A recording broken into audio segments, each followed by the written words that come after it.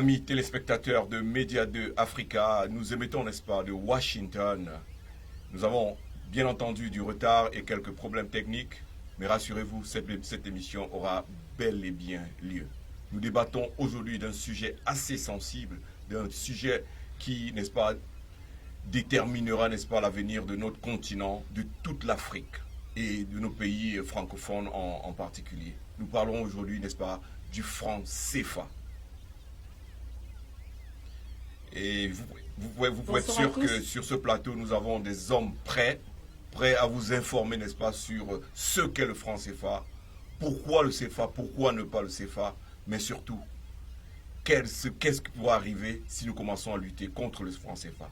À un moment de l'histoire de l'Afrique où on parle de plus en plus de quitter la zone franc pour avoir une monnaie personnelle, ou alors de plus en plus on parle de l'éco en Afrique de l'Ouest, est-ce que c'est le chemin que les Africains devraient prendre aujourd'hui? Nous allons essayer ensemble de décortiquer, avec vous, n'est-ce pas, chers téléspectateurs, de décortiquer pour savoir qu'est-ce qu'on doit faire en tant qu'Africains. L'espoir pour nous ici dans ce studio, c'est que chacun d'entre nous enlève sa petite casquette politique, mais qu'on débatte en tant qu'Africains pour savoir ce que nous devons faire, parce que c'est quelque chose qui nous touche tous, qu'on soit d'un couloir politique ou de l'autre. La réalité, c'est que le CFA, c'est un problème, c'est l'essence d'un pays, comme une voiture a besoin de l'essence, tout pays a besoin d'argent. Mais si tu n'as pas le contrôle de ton argent, évidemment, tu ne peux pas fonctionner. Bonsoir à tous. Je suis Claire Numan, maréchale des opprimés, activiste militante des droits de l'homme de l'Empire colonial du Gabon. Je dis stop au franc CFA. Je dis non au renouvellement des accords du franc CFA et de l'ECO qui auront lieu le 20 décembre à Paris. Pour cela, j'invite toute la communauté africaine de se rendre massivement à Paris pour une manifestation. Tous ensemble comme un seul homme, levons-nous pour dire non à l'esclavagisme financier de notre continent. Merci beaucoup. Lève-toi, l'Afrique. Bonsoir. Je suis Annika Kitty, de l'enclos colonial du Bénin. Je suis activiste, combattante. Je lutte contre toute forme d'injustice envers le peuple noir. J'exhorte tous mes frères et sœurs béninois et africains à dire non contre le braquage monétaire de la France-Afrique. J'exhorte toute l'Afrique à se lever et dire non à la signature des traités de l'ECO qui riment avec les mêmes traités que le franc CFA, celui qui n'est pas de l'avantage de notre continent. J'exhorte les femmes béninoises, les femmes africaines à se lever toutes d'un seul front et dire non à cette monnaie qui arrive dans le but de nous dévaster. Nous disons non à la pauvreté. Nous disons stop à la France-Afrique. Je vous remercie. Bonsoir, je suis Paquita, Amazone d'Afrique de l'enclos colonial Gabon, activiste et combattante pour les droits et la dignité de l'homme noir.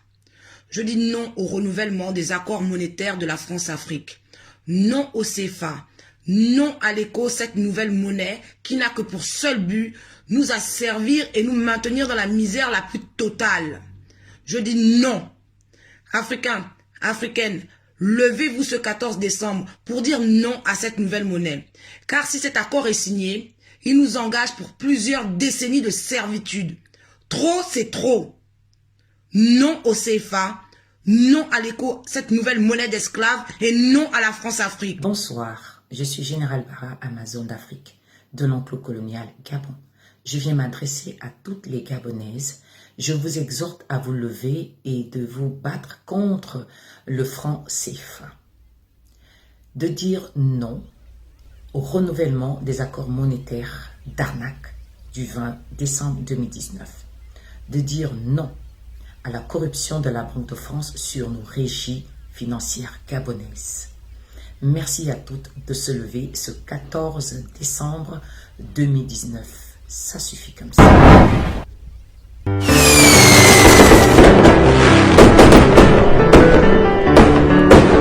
Chers auditeurs, merci de rester fidèles à Média 2 Africa. Nous avons concocté, n'est-ce pas, ce numéro pour vous. Vous voyez là des jeunes africaines, des demoiselles, des dames qui sont en train de faire leur petit travail dans leur coin pour sauver notre continent. Mais ici sur le plateau, pour débattre du franc CFA, nous avons pratiquement une dream team de l'Afrique. À ma gauche, d'abord à ma droite, j'ai le docteur Émile Hatcheux, qui est le coordonnateur de la JCAD internationale. Docteur Émile, bonsoir. Merci beaucoup Fleury, merci à tous les téléspectateurs de Média Africa 2. Média 2 Africa, c'est toujours un plaisir pour moi de me retrouver ici pour partager mes analyses avec les Africains. C'est un plaisir également d'avoir à partager ce plateau aujourd'hui avec d'autres citoyens africains, parce que j'ai longtemps milité pour qu'on ne parle pas seulement d'un seul pays en Afrique, mais à Média 2 Africa. Et je suis très heureux aujourd'hui que nous puissions entamer cette série africaine.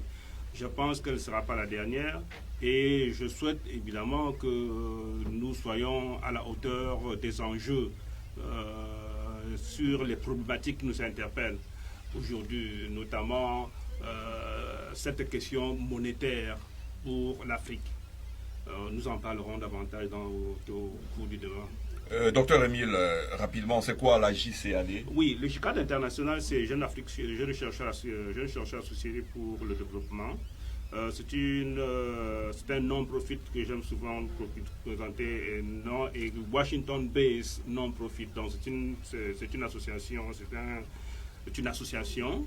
c'est un réseau de recherche pour le développement dont le siège est ici à Washington DC, mais qui a des représentations dans beaucoup de pays africains, notamment au Cameroun, en République démocratique du Congo, en République de Guinée, au Maroc et au Kenya. Je veux m'en tenir là. Les problématiques sur lesquelles nous travaillons sont les questions de gouvernance démocratique, les questions de sécurité alimentaire, les questions de l'excellence en éducation et en recherche.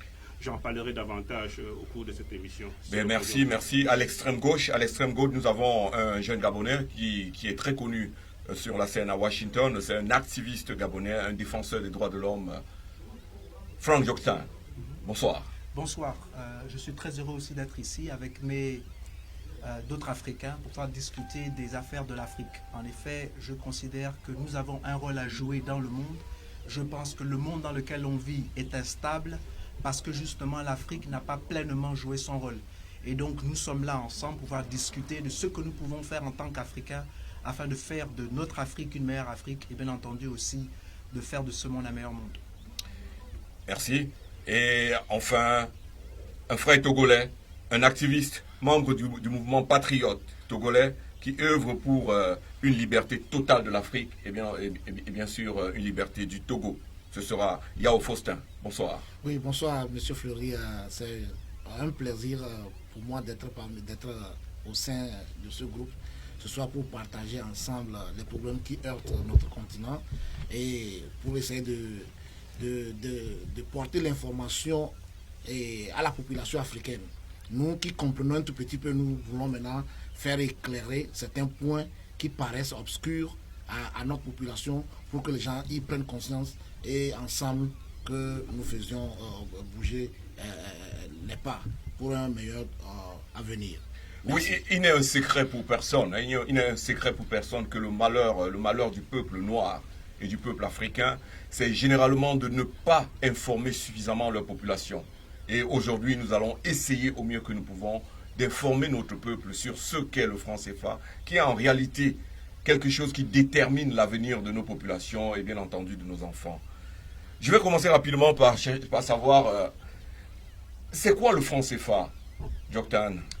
Le franc CFA a été créé le 26 décembre 1945 on a l'impression que c'est un cadeau qui nous a été donné par la France. Mais quand on regarde bien, on se pose des questions. Donc quand le franc CFA a été créé, un franc français valait exactement, du moins un franc CFA valait exactement 1,70 francs français. En 1948, 3 ans plus tard, ce même franc CFA valait maintenant 2 francs français. Ce qui veut tout simplement dire que si vous aviez 500 000 francs CFA à l'époque, en 1948, vous étiez automatiquement un millionnaire en France. Donc si vous avez 500 millions de francs CFA, vous étiez automatiquement milliardaire en France. Et donc le franc CFA était très très très fort. Et bien entendu, en 1990-94, il y a eu la première... Non, en 1960, il y a eu une dévaluation du franc CFA. Qu'est-ce qui s'est passé en 1960 pour que le franc CFA perde toute sa valeur? L'indépendance des pays africains. Vous voyez, en économie, la monnaie est basée sur les ressources d'un pays. Et l'Afrique regorge plutôt de ressources. En Afrique, il y a beaucoup d'or, il y a du pétrole, il y a du bois, il y a beaucoup de richesses. Et donc, au départ, le franc CFA était une monnaie qui était basée sur les richesses que l'Afrique possédait. Mais en 1960, quand les pays africains ont demandé à la France leur indépendance, bien entendu, la France ne pouvait pas supporter que les pays qu'elle avait colonisés aient une monnaie plus forte qu'elle. Alors, elle a divisé par 100, je dis bien par 100, le franc CFA. Et donc, on s'est retrouvé avec un franc français qui avait l'équivalent de 0,01 franc français. Donc, Docteur Émile, il faut remarquer que cette monnaie n'est même pas imprimée en Afrique. Évidemment, ça veut dire que l'Afrique n'a aucun contrôle sur le franc CFA, ça c'est clair. Mais je pense qu'avant de continuer dans l'analyse, je veux préciser la pensée, l'intervention et l'analyse de mon co-pénaliste. Il faut dire que le franc CFA, c'est une monnaie qui est commune à toutes les anciennes colonies françaises en Afrique, notamment dans la zone franc CFA, Afrique centrale, le Cameroun, la République du Congo, la République du Tchad, la République de Guinée équatoriale, la République centrafricaine. Également, nous avons le franc CFA de l'Afrique de l'Ouest, qui est partagé par toutes les anciennes colonies françaises de l'Afrique de l'Ouest, dont le Sénégal, la Côte d'Ivoire, la Guinée, le Burkina Faso, le Niger, le Bénin, et j'en passe. Donc, voilà un peu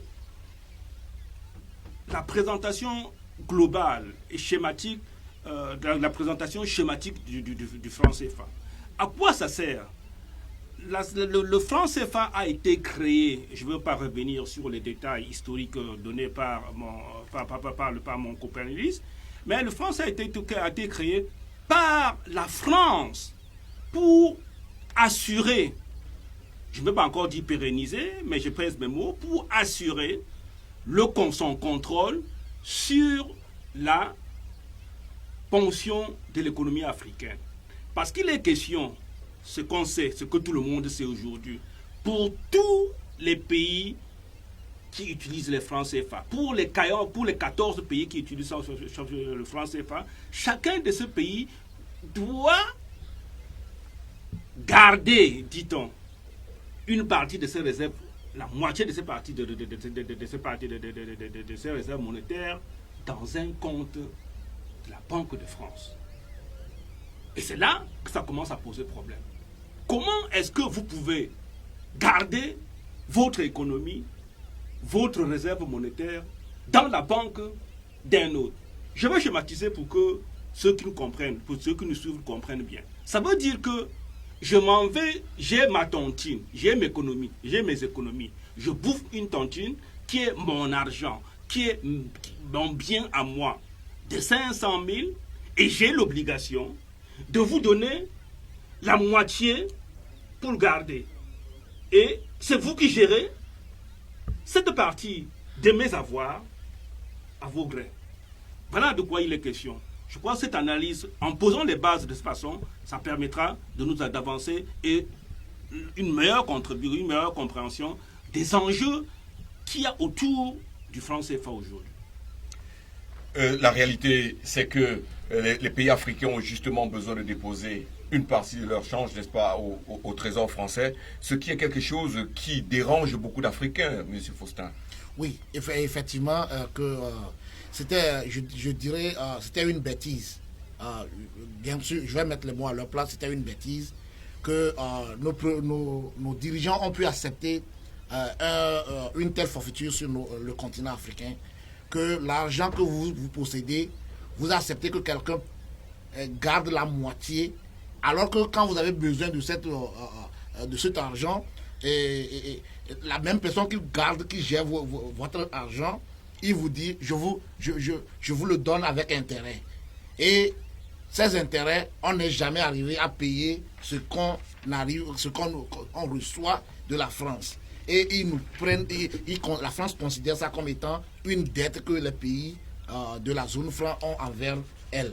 Donc ça ne donne pas une bonne impression. Et c'est pour ça que nous, en tant qu'Africains aujourd'hui, si ceux de nos premiers devanciers n'ont pas compris ce système, le mécanisme est maintenant très clair que nous réclamons maintenant une entière liberté et une indépendance totale économique de ces pays de la zone franc. Oui. Donc, et rapidement, je vais vous donner quelques chiffres en ce qui concerne les banques qui sont dans le franc CFA. Il y a la BCAO, qui est la Banque centrale de l'Afrique de l'Ouest. Il y a la BEAC, qui est la Banque des États de l'Afrique centrale. Et il y a la BCC, qui est la Banque centrale des Comores. Mais regardez, en termes de conseil d'administration, en ce qui concerne la Banque des Comores, nous avons 8 administrateurs comoriens et 4 Français. Et quand on vous dit, on a 8 administrateurs, parmi les 8, il y en a 4 qui sont français et 4 qui sont des Comores. C'est très intéressant ça. Parce que pour passer toute décision au niveau de la Banque centrale des Comores, on demande d'avoir 6 administrateurs. Ça veut dire que si au moins 2 Français ne s'accordent pas avec vous, vous n'allez jamais rien passer. Parce que généralement, nos frères africains, nous avons des problèmes, on se dit, pourquoi les Africains ne se lèvent pas subitement et ils décident de quitter la zone franc? C'est-à-dire que sur le plan administratif, tout a été fait pour empêcher aux Africains d'avancer. Et c'est quelque chose qui devait, n'est-ce pas, vous intéresser, M. Joktan? Bien sûr que ça devrait m'intéresser. On vit dans un monde de prédation.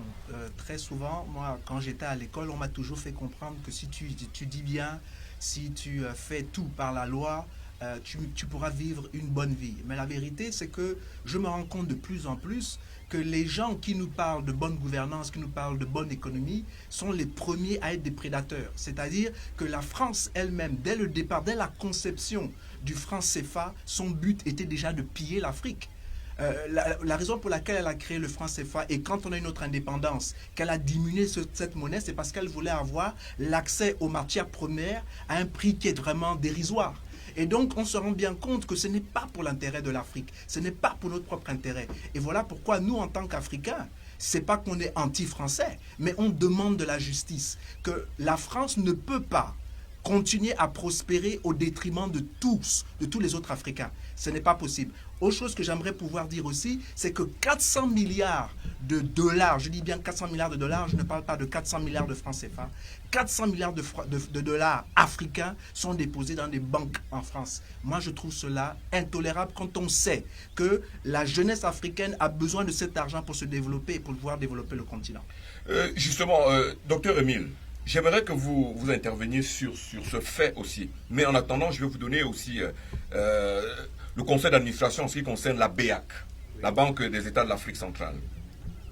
On a 10 Africains et 3 Français. Et pour faire passer toute décision au niveau de la BEAC, il est dit qu'il faut absolument au moins 2 Français qui doivent s'accorder pour que la décision soit valable. Est-ce que ça vous interpelle? Bien entendu, Fleury, et je voudrais, s'il vous plaît, que vous me donnez l'autorisation de rectifier un lapsus que j'ai fait tout à l'heure qui est très grave. Ouais. J'ai cité la Guinée parmi les pays utilisateurs du franc CFA. Ouais. Non, la Guinée n'est pas utilisateur du franc CFA. En 1958, quand le président Sékou Touré, paix à son âme, a dit non à la France, je veux l'indépendance tout de suite et maintenant, automatiquement, ils sont sortis de la zone du franc CFA. Et aujourd'hui, ils utilisent le franc guinéen. Cette précision valait la peine. Absolument. Ceci étant dit, cette précision étant faite maintenant, il faut bien qu'on comprenne. Je pense que les chiffres que vous donnez sur le mécanisme de fonctionnement des banques centrales, des institutions financières, que ce soit au Comores, que ce soit en Afrique centrale, ou bien que ce soit en Afrique de l'Ouest, permet de comprendre la mainmise de la France sur l'économie africaine. Absolument. C'est-à-dire que quand on dit de la mainmise, il faut bien préciser que ça veut dire que nous n'avons aucun pouvoir sur la gestion de notre économie. Parce que la monnaie est l'instrument essentiel de gestion de l'économie d'un pays. C'est-à-dire que quand vous allez voir aux États-Unis ou en Europe, on va dire la Banque centrale a modifié les taux de crédit.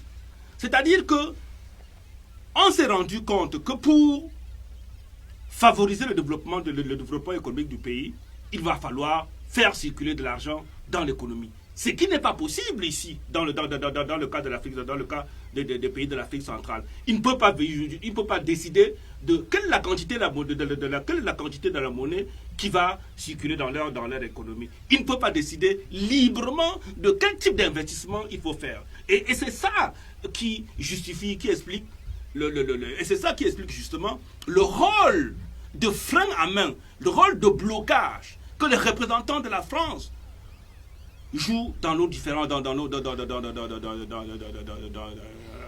au sein de ces différents conseils d'économie, au sein de ces différents conseils d'administration. Et la question est de savoir de quelle indépendance parle-t-on donc pour nos pays africains, s'il va falloir que pour un oui ou pour un non, il y ait un gendarme français qui nous dit c'est vers la gauche que vous pouvez aller ou bien c'est vers la droite que vous pouvez aller. C'est tel type d'investissement que vous pouvez faire, c'est tel type d'investissement que nous pouvons faire. Voilà l'enjeu. Et voilà pourquoi la nouvelle génération africaine, les Africains de bonne volonté, la communauté internationale également doit se lever pour dire stop à ces choses-là.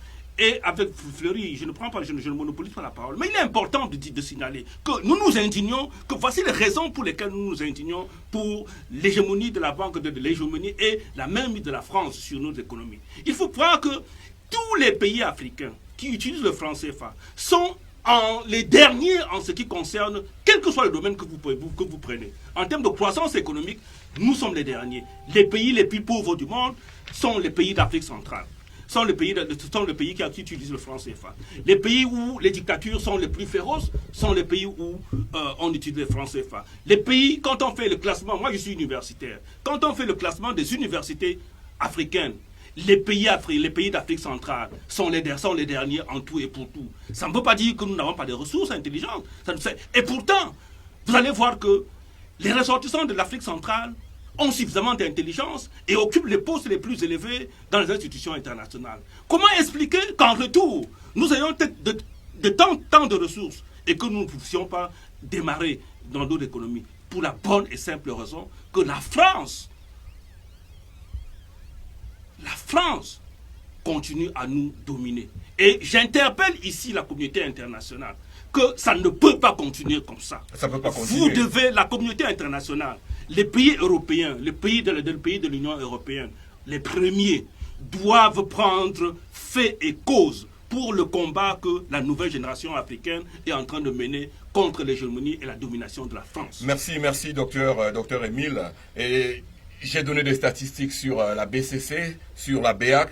Je vous en donne, n'est-ce pas, mon frère Yao, sur la BCAO, la Banque centrale de l'Afrique de l'Ouest. Il y a 16 administrateurs qui sont de l'Afrique de l'Ouest. Il y en a 2 qui sont français. Mais en réalité, pour passer n'importe quelle décision à la BCAO, il faut que cette décision soit unanime. C'est-à-dire que les Français peuvent choisir de ne pas venir. Aucune décision ne sera jamais prise parce qu'il y aura 2 personnes qui ne seront pas présentes. il y a un certain veto français, mais qui ne dit pas son nom. Oui, merci. C'est un système que la France a su implanter.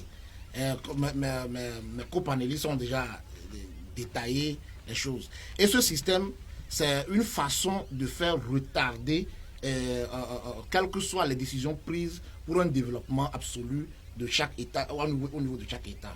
Donc, lorsque ces Français vont résigner, ne pas participer à ces débats ou bien à ces prises de décision, ils savent que la décision ne sera pas unanime. Donc, ils font de façon à retarder maintenant ces pays-là qui veulent maintenant prendre une décision.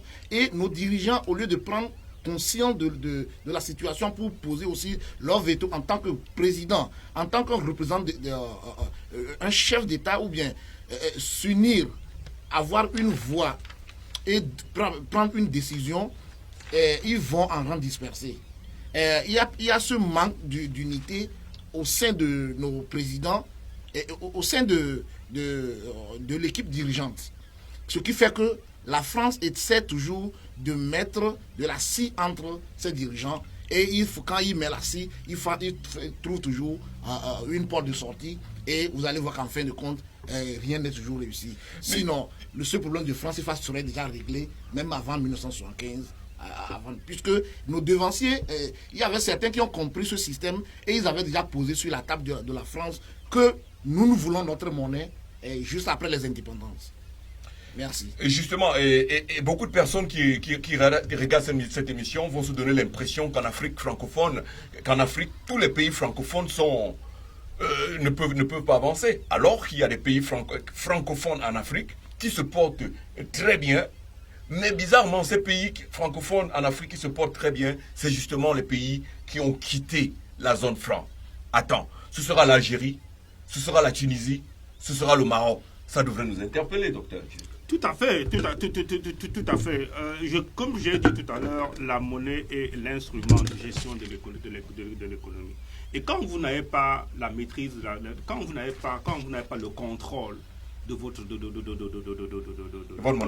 monnaie, vous ne pouvez rien contrôler, vous ne pouvez rien décider de votre économie. Les pays comme la Chine, par exemple, de quoi il est question? C'est-à-dire, ils peuvent, que ce soit la Chine, bien que ce soit le Japon, ils ont la maîtrise de leur économie, de leur monnaie.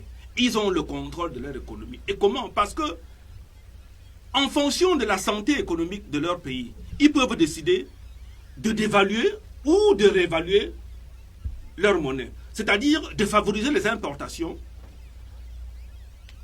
de bloquer les importations en ayant un taux de change élevé, ou alors en baissant ce taux de change pour favoriser, pour faire que la monnaie baisse et que les produits locaux coûtent moins cher sur la scène sur le marché international. Et ainsi on peut favoriser l'exportation. Voilà de quoi l'exportation. Absolument, docteur. Ce qui fait que les pays que vous citez, ils n'ont pas, ils ont leur autonomie monétaire. Ils ont pris leur indépendance par rapport à la France. Et pour renchérir pour ce cas sur l'analyse de mon compatriote togolais, il est question que les dirigeants africains, que le peuple africain, non, je veux reprendre, il est question d'abord que nous prenons nos responsabilités. Et dans la mesure où on se rend compte, et que c'est une vérité de la palissade, que tous les dirigeants des pays de l'Afrique centrale sont des petits sous-préfets des anciennes colonies, comme les activités tout à l'heure se sont présentés. Donc, puisqu'ils ne jouent pas pour l'intérêt, ces dictateurs africains, ces petits pions mis en place pour gérer les intérêts de l'économie, les intérêts français, puisqu'ils ne se préoccupent pas de notre avenir, de notre économie, de la génération qui va venir. Et c'est pour ça qu'il revient à la nouvelle génération africaine, qui est partie dans les mêmes écoles, qui a fait les mêmes études que tout le monde, dans les mêmes conditions, donc qui a la même compréhension de la réalité maintenant. C'est pour ça que nous nous levons pour dire, s'il vous plaît, quand même, ayez un peu de décence quand même, de prendre vos responsabilités et de laisser l'Afrique se développer. C'est un combat qui ne sera pas facile. Et vous êtes sans savoir que beaucoup d'Africains ont payé un lourd tribut. En commençant par notre compatriote Joseph Pouemi, qui était le premier à publier Monnaie et servitude, et qui demandait aux Africains de prendre au Cameroun et aux Africains de prendre leurs responsabilités par rapport à leur monnaie. Il a été assassiné dans les conditions que nous savons. Nous savons que tous les autres nationalistes qui ont voulu se lever pour demander une certaine autonomie de l'Afrique, même pas de l'autonomie, que l'Afrique prenne elle-même ses responsabilités et son destin en main, ils ont été assassinés, comme Sankara, comme Lumumba et comme les autres, comme Kwame Nkrumah. Donc, nous nous engageons dans ce combat en sachant que ce n'est pas un combat très facile. Et je pense qu'on va analyser tout à l'heure le cas de Nathalie. Chers amis téléspectateurs, cette émission est interactive. Nous avons beaucoup de gens qui sont connectés et qui donnent leur point de vue là-dessus. Je vais rapidement lire quelques participations ici. Oh, il y a des Mafo. Oui, j'aurais bien voulu l'avoir ici en studio parce que c'est quelqu'un que je suis souvent et que j'aime bien. Mais il dit quelque chose. Faux, cher ami, j'aimerais bien qu'il précise. Nous avons Masso Balaba qui dit bravo. Il dit waouh. Il continue. Il y a Clémentine Babacar qui dit bonsoir ou bonjour à tous. Elle revient pour dire c'est vrai que nous sommes derniers sur tous les plans. Masso Balaba revient pour dire pour être honnête, la jeunesse africaine est en marche pour tout changer. Et elle n'a pas peur. Et cette jeunesse s'en fout des sous-préfets et des préfectures. Nous avons Ali Austin qui dit quand on vous dit que le problème c'est les endocolons, vous avez perdu le temps avec Olof. Bon. Essayez de préciser, hein. J'attends surtout que Ndemafo nous précise pourquoi il dit que quelque chose qui a été dit sur ce plateau n'était pas vrai. Mais je reviens sur le plateau, n'est-ce pas, j'aimerais que nous parlions ici, n'est-ce pas, des monnaies fortes ou des monnaies faibles. Parce que parfois nous avons tendance à croire que c'est parce que le franc CFA a été dévalué que nous nous trouvons dans une situation où alors on a peur d'une prochaine dévaluation, on nous annonce même qu'il y aura des dévaluations qui viendront. Mais avant, je voudrais vous donner quelques chiffres pour vous interpeller là-dessus, docteur Adieu. Nous avons des pays vraiment développés, comme l'Indonésie. La monnaie en Indonésie, c'est le roupie. Et je peux vous dire que 1 euro qui vaut 656 francs CFA vaut 12 000 roupies. Je dis bien 1 euro, c'est 12 000 roupies. Mais l'Indonésie, c'est l'un des pays qui se porte très bien. Nous avons la Corée du Sud. 1 euro, c'est 1311. Bon. Et de l'autre côté, nous avons en Iran. Vous connaissez l'Iran. C'est ce pays qui est en train de menacer les États-Unis avec les armes nucléaires et tout ça. 1 euro, c'est 14 500 rials. C'est-à-dire que c'est des monnaies tellement faibles qu'on se dirait que c'est des économies qui ne pourraient même pas fonctionner. Ici, c'est encore pour vous montrer que c'est parce que ces pays ont le contrôle de leur monnaie qu'ils se développent, n'est-ce pas, docteur? Tout à fait. Non seulement ils ont le contrôle de leur monnaie, mais c'est aussi des pays qui prennent, plus ou moins, à l'exception peut-être de l'Iran, qui prennent soin de leur peuple. Et c'est ça le problème que nous avons en Afrique centrale en particulier et l'Afrique de l'Ouest. C'est que nous sommes des pays où le sous-sol est immensément riche. Mais où va l'argent de ces pays-là? Malheureusement, si vous tournez vos regards vers la France, vous allez voir que la majorité de la liquidité africaine se trouve là-bas. Et moi, je pense aussi que malgré que, comme le rapport que vous voulez faire entre ces pays-là et les pays africains, ces pays d'Asie sont beaucoup plus élevés, oui, mais je pense que chez nous, il y a la malgouvernance, il n'y a pas de transparence. C'est-à-dire que même le peu d'argent, et je ne dis pas que j'encourage cela, le peu d'argent que les Français laissent à ces chefs d'État africains, au lieu de construire leur pays, ils le pillent. C'est-à-dire qu'ils vont prendre cet argent-là, le peu de cet argent-là, pour aller le placer en France, pour faire les biens mal acquis. Il n'y a pas très longtemps, j'étais en train d'écouter une émission, je crois que c'est Laurent Saint-Martin, qui disait qu'en effet, il y a des biens mal acquis en France. Et ces biens mal acquis, lorsque l'État français se saisit de ces biens mal acquis, elle prend cet argent et redéverse cet argent-là dans le contribuable français dans la trésorerie française. Or que c'est de l'argent qui a été pris du trésor de l'Afrique. Donc on devrait normalement redonner cet argent-là au trésor africain. Mais ce n'est pas ce qu'ils font. Et je pense qu'à cause de ça, l'Afrique ne peut pas se développer, même si on avait une monnaie forte aujourd'hui. Le problème, c'est que nous avons des voyous qui dirigent nos États. Nous avons des hommes et des femmes qui ne pensent pas pour l'intérêt de leur peuple, l'intérêt de leur pays, et par conséquent, le pays ne peut pas avancer. Cela fera certainement l'objet d'un tout autre débat. Hein? Mais aujourd'hui, Yao, monnaie forte ou monnaie faible, un pays peut se développer, et si ce pays est sérieux, si ce pays comprend la différence qu'il y a entre les importations et les exportations. Oui, et je vais faire une précision avant de répondre à cette question. Le franc CFA que nous utilisons aujourd'hui a été créé une monnaie forte. Vous savez le pourquoi? Le pourquoi, c'est parce que quand ils ont créé le franc CFA compte tenu de la valeur des matières premières que nous avons en Afrique. Donc la monnaie a été créée très forte. Mais ils se sont rendus compte qu'ils ont commis une erreur. L'erreur qu'ils ont commise, maintenant, ils ont renversé la donne. Mais voilà, malgré qu'ils ont renversé la donne, ça ne change rien. Mais si c'est que la France a laissé ces pays-là qui utilisent le franc CFA et aller à une autogestion de leurs ressources, et il n'y a pas de réserve à déposer nulle part, je pense que nos dirigeants devaient prendre conscience à ne pas toujours racler l'argent qui devait servir à un projet de développement dans le pays pour aller déposer au trésor français. Donc, tout ce qu'ils raclent en fin d'année ou chaque année pour aller déposer, l'argent là peut servir au projet de développement et pour en venir en aide de la population. C'est ça le développement.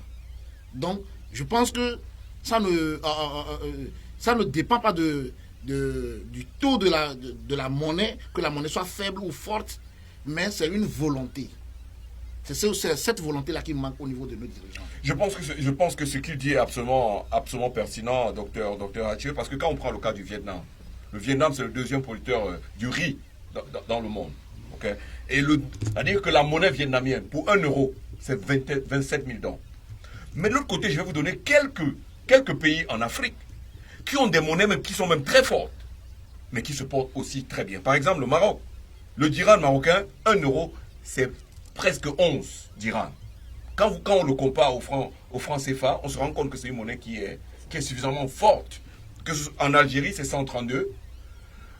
Quand on essaie de faire ces comparaisons, docteur Hathieu, on se rend compte que d'un côté, on a des pays qui ont des monnaies fortes en Afrique, Algérie, Maroc, Tunisie, et ils se portent bien. On a des pays en Europe de l'Est, le Vietnam, l'Indonésie, qui se portent bien avec des monnaies très faibles. La réalité, c'est qu'il faut contrôler sa monnaie. Oui, je pense que ce que nous essayons de faire comprendre à nos téléspectateurs et à nos amis africains, c'est que monnaie forte ou monnaie faible, la question monétaire est un paramètre parmi tant d'autres. Et comme l'a bien dit mon ami du Gabon, il faut également un grand leadership pour la gestion de l'économie. Vous prenez les exemples très exotiques, prenons les exemples à côté de nous. Je vais prendre l'exemple du Cameroun d'un côté et l'exemple de la Guinée de l'autre, Guinée-Conakry. Il n'y a pas un an, moi j'étais en Guinée-Conakry pour encadrer l'équipe du JICAD, et un peu voir comment nous pouvons faire pour recadrer la recherche scientifique dans ce pays-là. J'ai eu l'occasion, tout au moins, de voir au niveau de Conakry un pays qui se développe. Je te dis, je vous assure, un pays qui se développe. C'est vrai que c'est une ville africaine, mais vous avez vu, j'ai vu là des indices, des hôtels qui naissent au bord de l'eau et des infrastructures qui se mettent en place progressivement. Ça, c'est bien. Je prends dans le cas du Cameroun. Pour dire que le Cameroun, c'était un pays qui, en 1960, quand nous avons eu l'indépendance, jusqu'à la première décennie de notre indépendance, nous étions au même niveau de développement économique que les pays qui sont aujourd'hui cités comme les pays émergents d'Asie. C'est-à-dire la Malaisie, par exemple, la Thaïlande, pour ne citer que les deux là, qui sont aujourd'hui des pays émergents alors que nous sommes les pays les plus pauvres et les plus endettés. Qu'est-ce qui s'est passé? Il s'est passé une question de leadership et de gestion de l'économie. Je prends encore l'exemple d'une vidéo que j'ai vue circuler sur les réseaux sociaux concernant Dubaï, où on montrait un pays qui, il n'a pas 20 ans, était un désert et qui aujourd'hui rivalise avec tous les mégapoles du monde. Qu'est-ce qui s'est passé? C'est une question de leadership. Donc je veux dire que, en plus de la monnaie, qui est un instrument dont nous devons nous approprier pour contrôler notre économie, il faut également un bon leadership, une vision du développement de l'Afrique. Et tant que vous avez à la tête de nos pays des gens qui n'ont pas de compte à nous rendre, mais qui rendent compte à la France, comme ça a été dit et redit, par des voies les plus autorisées, eh bien, qu'est-ce que vous attendez? Il ne peut en résulter que le sous-développement et le développement que nous vivons en Afrique. Parce que les pays, les leaders qui sont là, qui sont en charge de prendre les décisions, ils n'ont aucune vision pour les économies de l'Afrique. Ils n'ont aucun compte à rendre. Ils ne sont pas élus pour gérer le destin du peuple, mais pour gérer les intérêts de la France et leur propre, et se faire de la poche. Et je chute pour dire que, et c'est bien pour ça que la lutte pour le contrôle de la monnaie dans le pays africain va de pair avec la lutte pour la démocratisation et pour des leaders, pour la mise en place des leaders, pour l'avènement des leaders visionnaires en Afrique. C'est bien pour ça que ces combats sont jumelés. Tout à fait. Et je vais vous poser une question qui va sembler un peu bizarre, mais est-ce que les Africains personnellement, ne sont pas responsables même de leurs problèmes? Parce que c'est justement ces dernières 10 années qu'on commence à entendre les Africains parler de la lutte contre le franc CFA, alors qu'en 1980, l'éminent Joseph Tujampomi mettait sur le marché ce livre qu'il a nommé « Monnaie, servitude et liberté ». Il y a longtemps qu'il y a déjà des Africains qui ont compris que le CFA était un danger pour l'Afrique. On a eu une période de sommeil et maintenant on s'est réveillé. Est-ce qu'à la fin, nous-mêmes en tant qu'Africains, nous ne sommes pas responsables de notre problème, Joktan? Si, je pense qu'on est responsable. On ne peut pas toujours blâmer les autres. Mais il faut qu'on se dise la vérité. À la veille des indépendances, il y avait le pays comme le Togo, où il y avait Sylvanus Olympio, qui très tôt voulait faire sortir son pays justement du franc CFA, parce qu'il considérait que ce n'était pas une monnaie qui était bonne pour le développement de son pays. Malheureusement, cet homme s'est retrouvé quelques jours ou quelques semaines plus tard assassiné. Et donc, je pense que toute personne qui ont osé défier la France dans ce qu'elle voulait faire en Afrique ont été brutalement tuées. Je parle de Lumumba, par exemple, aussi, qui a été lâchement tué. Je parle de Thomas Sankara. Donc, il y a eu des Africains qui ont essayé d'éveiller la conscience de d'autres Africains. Mais malheureusement, la terreur en Afrique a été très forte. Et aujourd'hui, on parle de terrorisme dans le monde. Je ne pense pas qu'il y a un peuple qui a été plus terrorisé que l'Africain. Et on a tout fait, on a tout mis en place pour faire peur aux Africains, à un tel point que pendant longtemps, les Africains ne voulaient pas parler d'économie de l'Afrique. Ils ne veulent pas parler de politique de l'Afrique parce que c'était des endroits sensibles. Mais bien entendu, si moi, quand j'ai grandi, mes parents me disaient la politique, on ne s'occupe pas de ça. Et la vérité, c'est que si moi j'étais américain ou si je vivais en France, j'aurais fait le droit. La raison pour laquelle je n'ai pas fait le droit, elle est très simple. C'est parce que je savais que si je faisais le droit, il y aurait une connexion avec les gouvernements. Et par conséquent, soit je m'incline ou soit ils m'écrasent. Et donc, c'est la mentalité. Mais aujourd'hui, nous avons une nouvelle génération d'hommes et de femmes qui disent que, bon, même si mort doit suivre, on est prêt aujourd'hui à aller jusqu'au bout parce qu'on veut léguer une Afrique meilleure pour nos enfants et pour les enfants de nos enfants. Et puis, parlons des leaders africains qui ont été tués, clairement tués parce qu'ils ont essayé de prendre la monnaie. N'oublions pas l'illustre Muammar Kadhafi. Il n'y a plus un secret pour personne qu'il a été assassiné parce qu'il pensait à une monnaie unique pour l'Afrique, Banque centrale africaine. Mais revenons justement sur ce sujet, Yao. Est-ce que les Africains ne sont pas à blâmer pour la situation où on se trouve? Oui, merci. Je voudrais donner des précisions, mais je voudrais un peu appuyer ce qu'il a dit. Et en allant dans ce sens qu'il y avait une mutinerie qui a été mise en place en Afrique, qui n'avait pas dit son nom. La France a réussi à mettre en place certains Africains qui allaient contre l'intérêt général du continent. C'est-à-dire que quand on voit qu'il y a certaines personnes qui se soulèvent, donc on utilise maintenant ceux-là qui sont au pouvoir pour terroriser ça. C'est ce qu'il voudrait dire. Je l'appuie dans ce sens. Donc nous sommes responsables en ce point où c'est la peur-là qui avait régné en début des indépendances qui a fait que chacun beaucoup de personnes se sont retirées de la scène politique parce qu'ils ne cherchaient pas à s'intéresser, à voir dedans ce qui se passe pour la gestion de l'État. Donc, le petit groupe qui s'est accaparé de la gestion de l'État, mais ils se sont accaparés de façon que les autres sont écartés. Ça fait que participer à la gestion de la vie de l'État, les gens ne s'y intéressaient pas à ça. C'est ce qui a fait cette démotivation.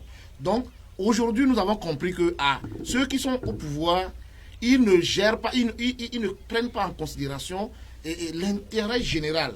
Ils gèrent le pays comme étant une entreprise personnelle ou bien familiale.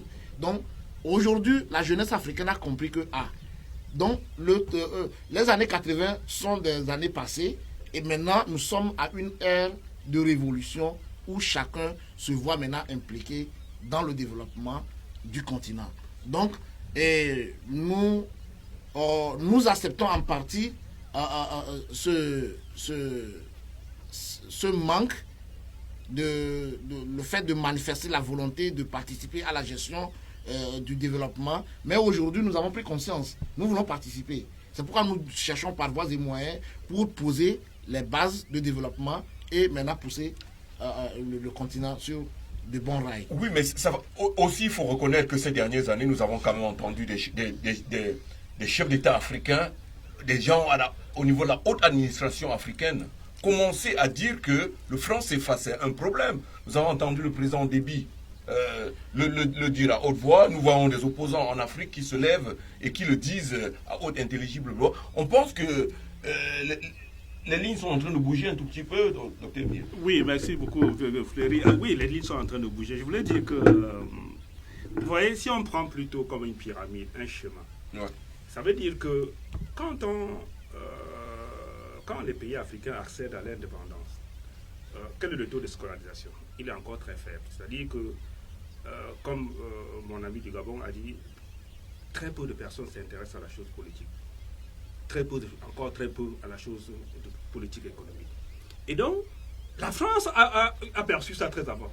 Et c'est pour ça que, dans le cas du Cameroun, pour le groupe, qu'on sait que ça, c'est grâce que là, il y a des gens qui peuvent menacer leurs intérêts, ils disent, le Cameroun va à l'indépendance avec un caillou dans son sac.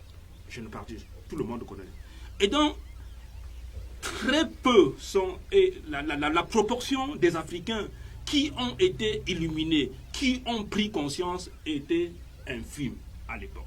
Mais, comme dit l'adage, quelle que soit la longueur de la nuit, le jour finit toujours par se lever.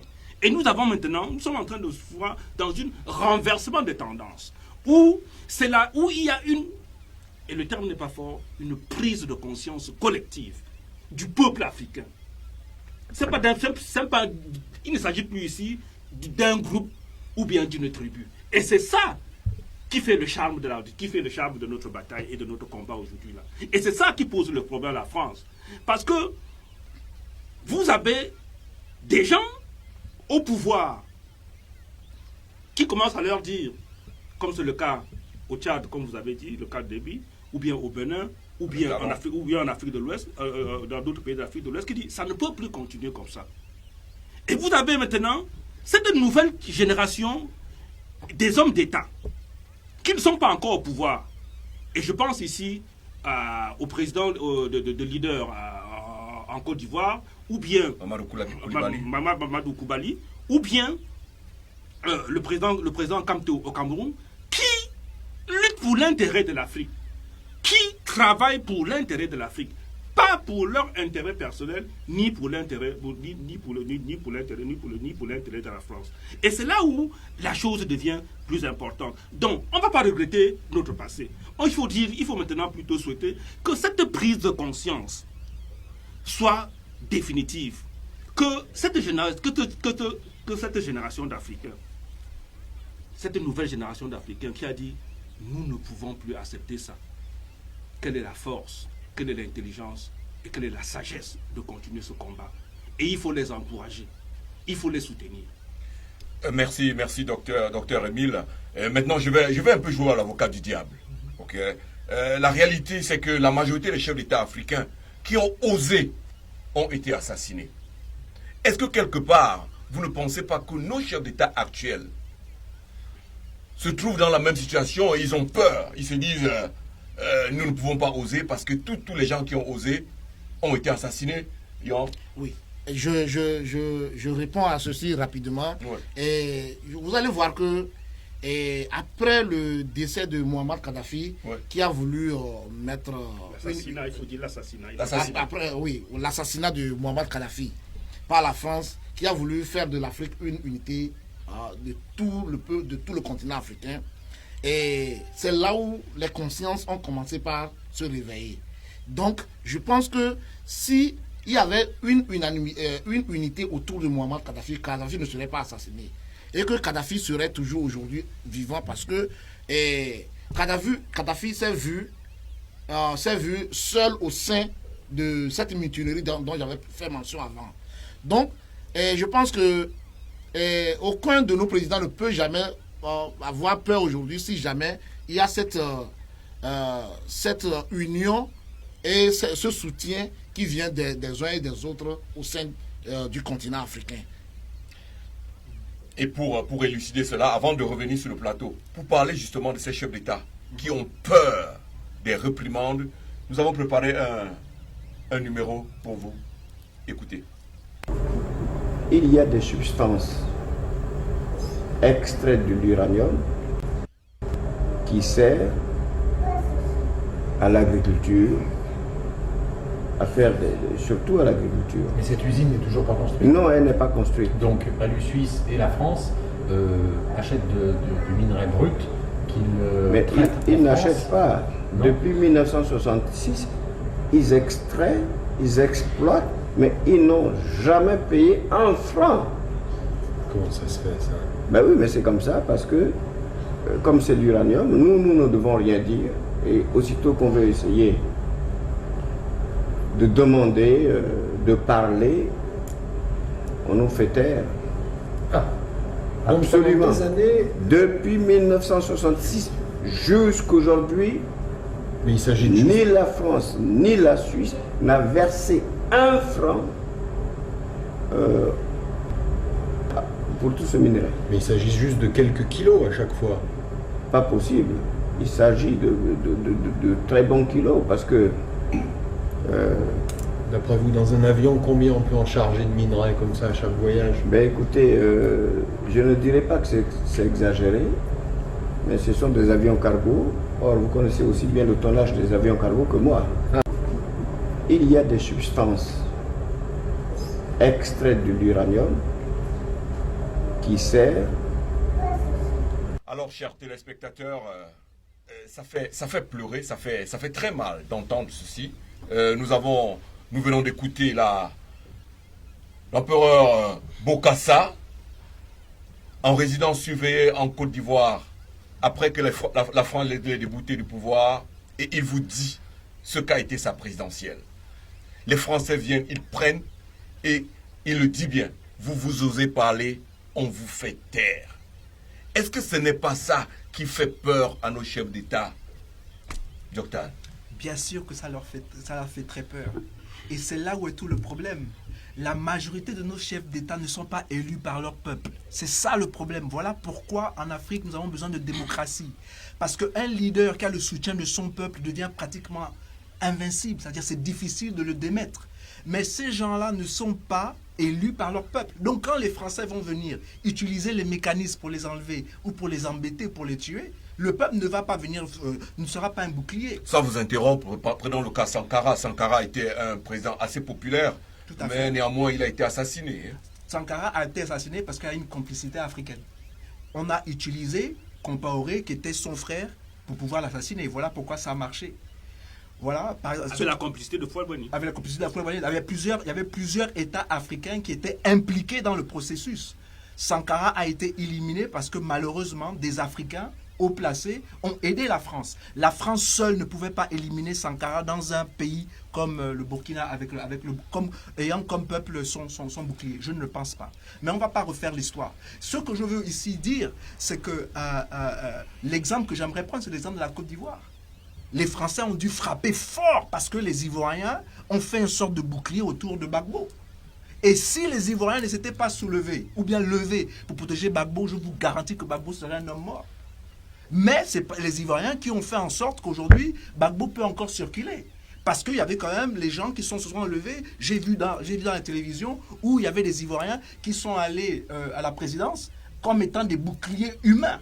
Et les Français ont dû tirer sur des gens. Donc, il faut qu'on ait une vraie démocratie. Il faut qu'il y ait une symbiose entre ceux qui nous dirigent et le peuple. Et quand il y a cette symbiose-là, les peuples, les présidents qui nous dirigent, ils peuvent aller vers leur peuple en disant à leur peuple, voilà ce que moi je veux faire. Mais les Français ne veulent pas. On fait comment? Et avec son peuple, ils trouvent des mécanismes pour pouvoir protéger leur nation. C'est ce qu'on appelle une souveraineté. Mais malheureusement, en Afrique, on n'a pas ça. On a beaucoup de présidents qui sont mal élus.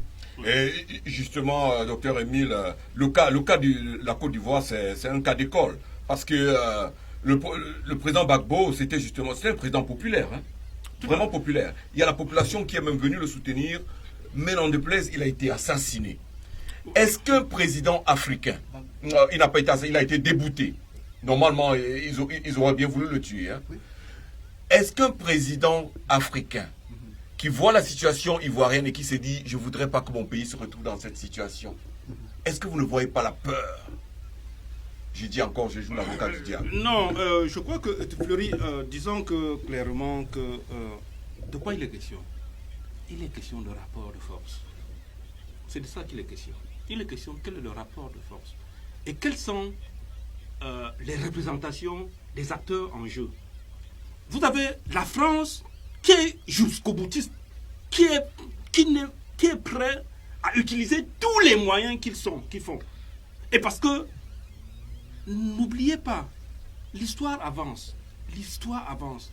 Et le jour où l'Afrique va traduire la France au CPI, n'est pas loin. Parce que c'est des gars qui ont fait très mal à l'Afrique. Donc c'est une question de, comme je disais tout à l'heure, pour être plus simpliste, c'est une question de rapport de force. Où, vous avez des gens au pouvoir qui n'ont pas cette légitimité dont mon collègue parle, et donc parce qu'ils ne tiennent leur pouvoir que de la France, font tout pour leur faire plaisir, les cèdent tous les pans de l'économie pour garantir leur survie politique. Le jour que ça va se renverser, comme la tendance est en train de se renverser maintenant, c'est ça qui fait que c'est très dur pour la France. Parce que là maintenant, vous avez des leaders qui de plus en plus vont disent la vérité au peuple et juste du soutien du peuple. Et c'est pour ça que vous allez voir Koulibaly en Côte d'Ivoire, Kamto au Cameroun, Jean Ping au Gabon, et pour ne citer que cela.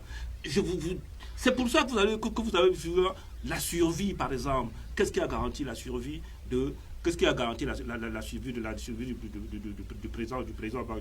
président Gbagbo? Donc, progressivement, moi je pense qu'il est question pour l'Afrique de faire front uni. Il est question pour ceux qui prétendent, qui estiment qu'ils vont gérer les peuples africains, de n'asseoir leur légitimité que sur la confiance de ce peuple-là, qui va leur protéger. La France n'est pas prête à reculer. Et celui qui vous parle là est victime de ce mécanisme-là. c'est-à-dire qui vous fait taire à partir du moment où on se rend compte que vous voulez prendre des initiatives qui vont dans l'intérêt de votre peuple. Merci docteur. Avant de clore cette rubrique de notre émission, le 20 décembre, on doit se retrouver en France pour signer les accords sur le franc CFA et sur l'euro, sur l'éco. Malheureusement, ça se passe encore en France.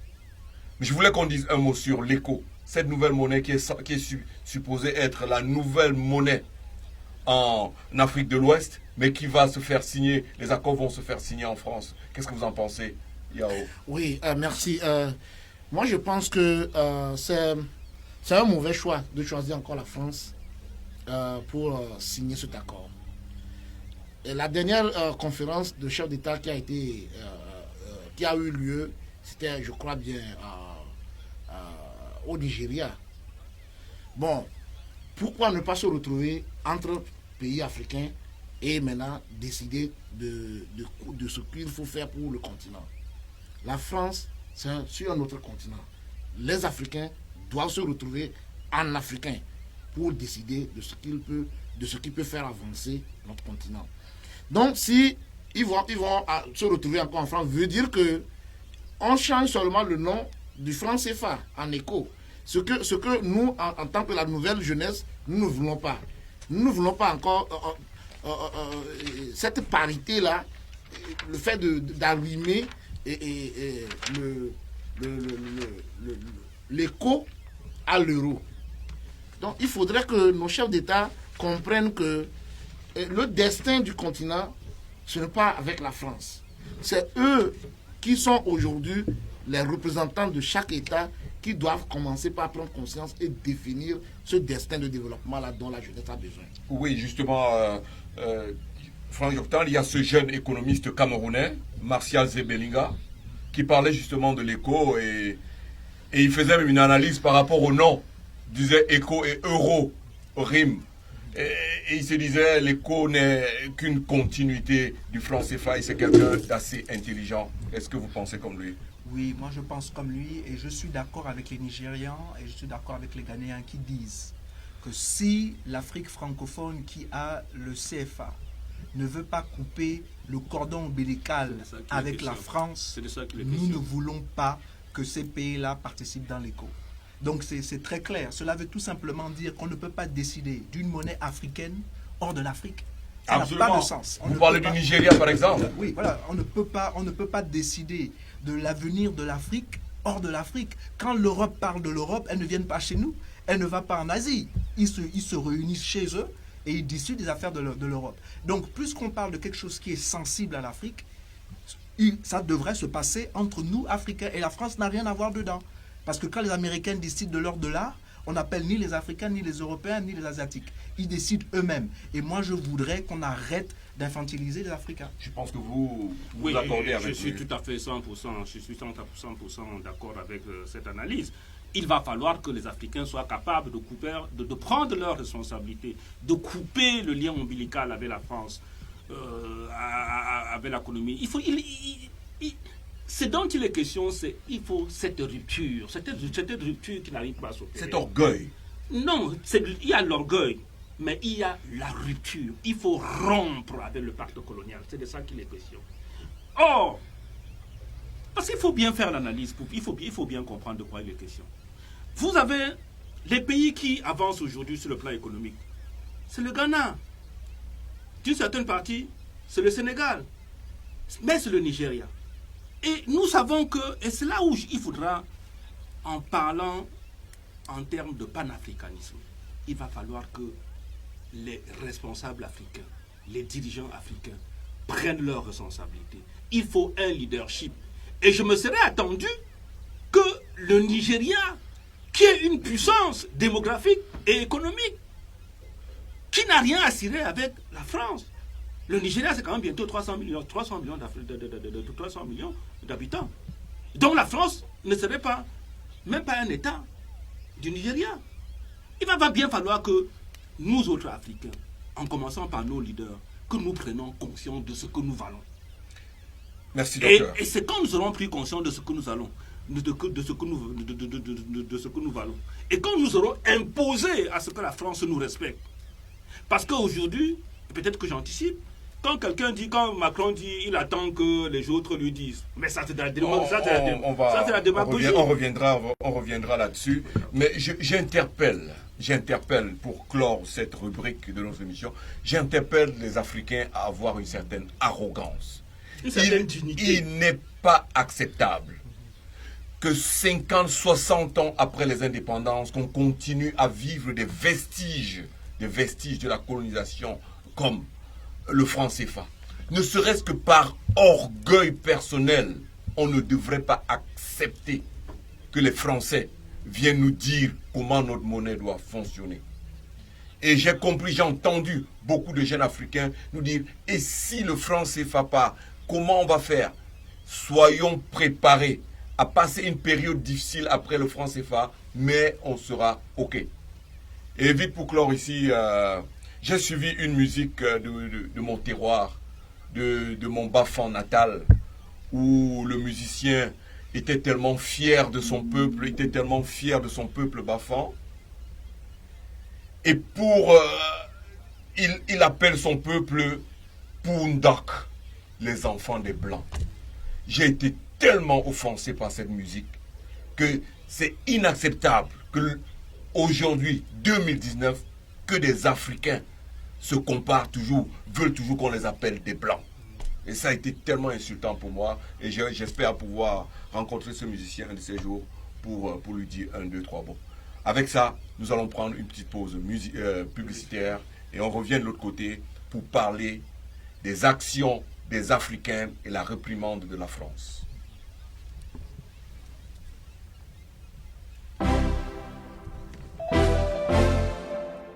Ouais.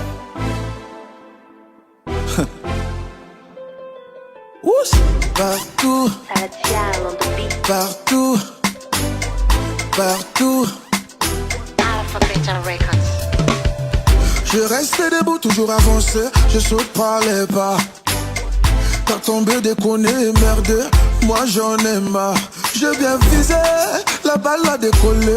Nobody stop nobody turn me my limo to kick. Batman I come when I did it. Me and my guys shut it down, I say let them know. Beaucoup des années gonna see me around, let them know.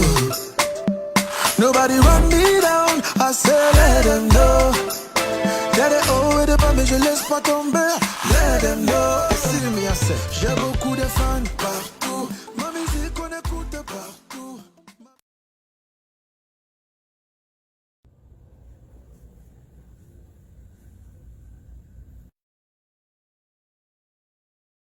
Instruction du président de la République française Macron, qui lui a fait savoir, et hier il a dit explicitement, après le sommet de l'OTAN, qu'il faut que les voix qui suscitent, portent, divulguent ce qu'il appelle le sentiment anti-français dans les pays francophones d'Afrique se taisent. Le président français demande à nos chefs d'État africains francophones de fermer nos bouches. Parce que, selon lui, nous cultivons un sentiment anti-français. Mais vous savez très bien que c'est faux. Monsieur le Président Macron, il n'y a pas de sentiment anti-français ici. Ce que vous appelez sentiment anti-français, d'ailleurs, comment vous allez présenter ça? Je suis en train de parler en français, là. J'ai rien contre le français en tant que langue. Je ne parle pas en sénoufou, ou en djoula, ou en sérère, ou en wolof, ou je ne sais quoi, soninké, bambara, ou quoi d'autre. Je parle en français. Je n'ai rien contre le français. J'écris, je m'exprime, je travaille en français. Je n'ai rien contre les Français. Nous n'avons ici, en Afrique francophone, rien contre les Français. Ils sont nombreux, ils ont des entreprises, ils créent des emplois pour nous, ils payent des impôts. Nous sommes nombreux à travailler avec eux, à travailler pour eux. Ils travaillent souvent pour nous. Nous sommes des amis, nous nous marions, nous vivons ensemble, ici comme en France, sans aucune animosité. Donc, ce n'est pas un sentiment contre les Français ou contre le Français. Ce que vous appelez sentiment anti-français en réalité, c'est un ras-le-bol, c'est une révolte, c'est un refus de la mainmise de l'État français sur nos autorités et par ricochet sur nos économies, sur nos peuples. C'est ce que nous refusons. Les relations incestueuses entre l'État français et les États africains, c'est ce que nous refusons. Les relations de connivence entre l'État français et les États africains, c'est ce que nous refusons. Parce que simplement ces relations étouffent la démocratie, ces relations étouffent le respect des droits de l'homme, ces relations étouffent la possibilité que nous devons avoir de demander des comptes à nos dirigeants. Ces relations étouffent.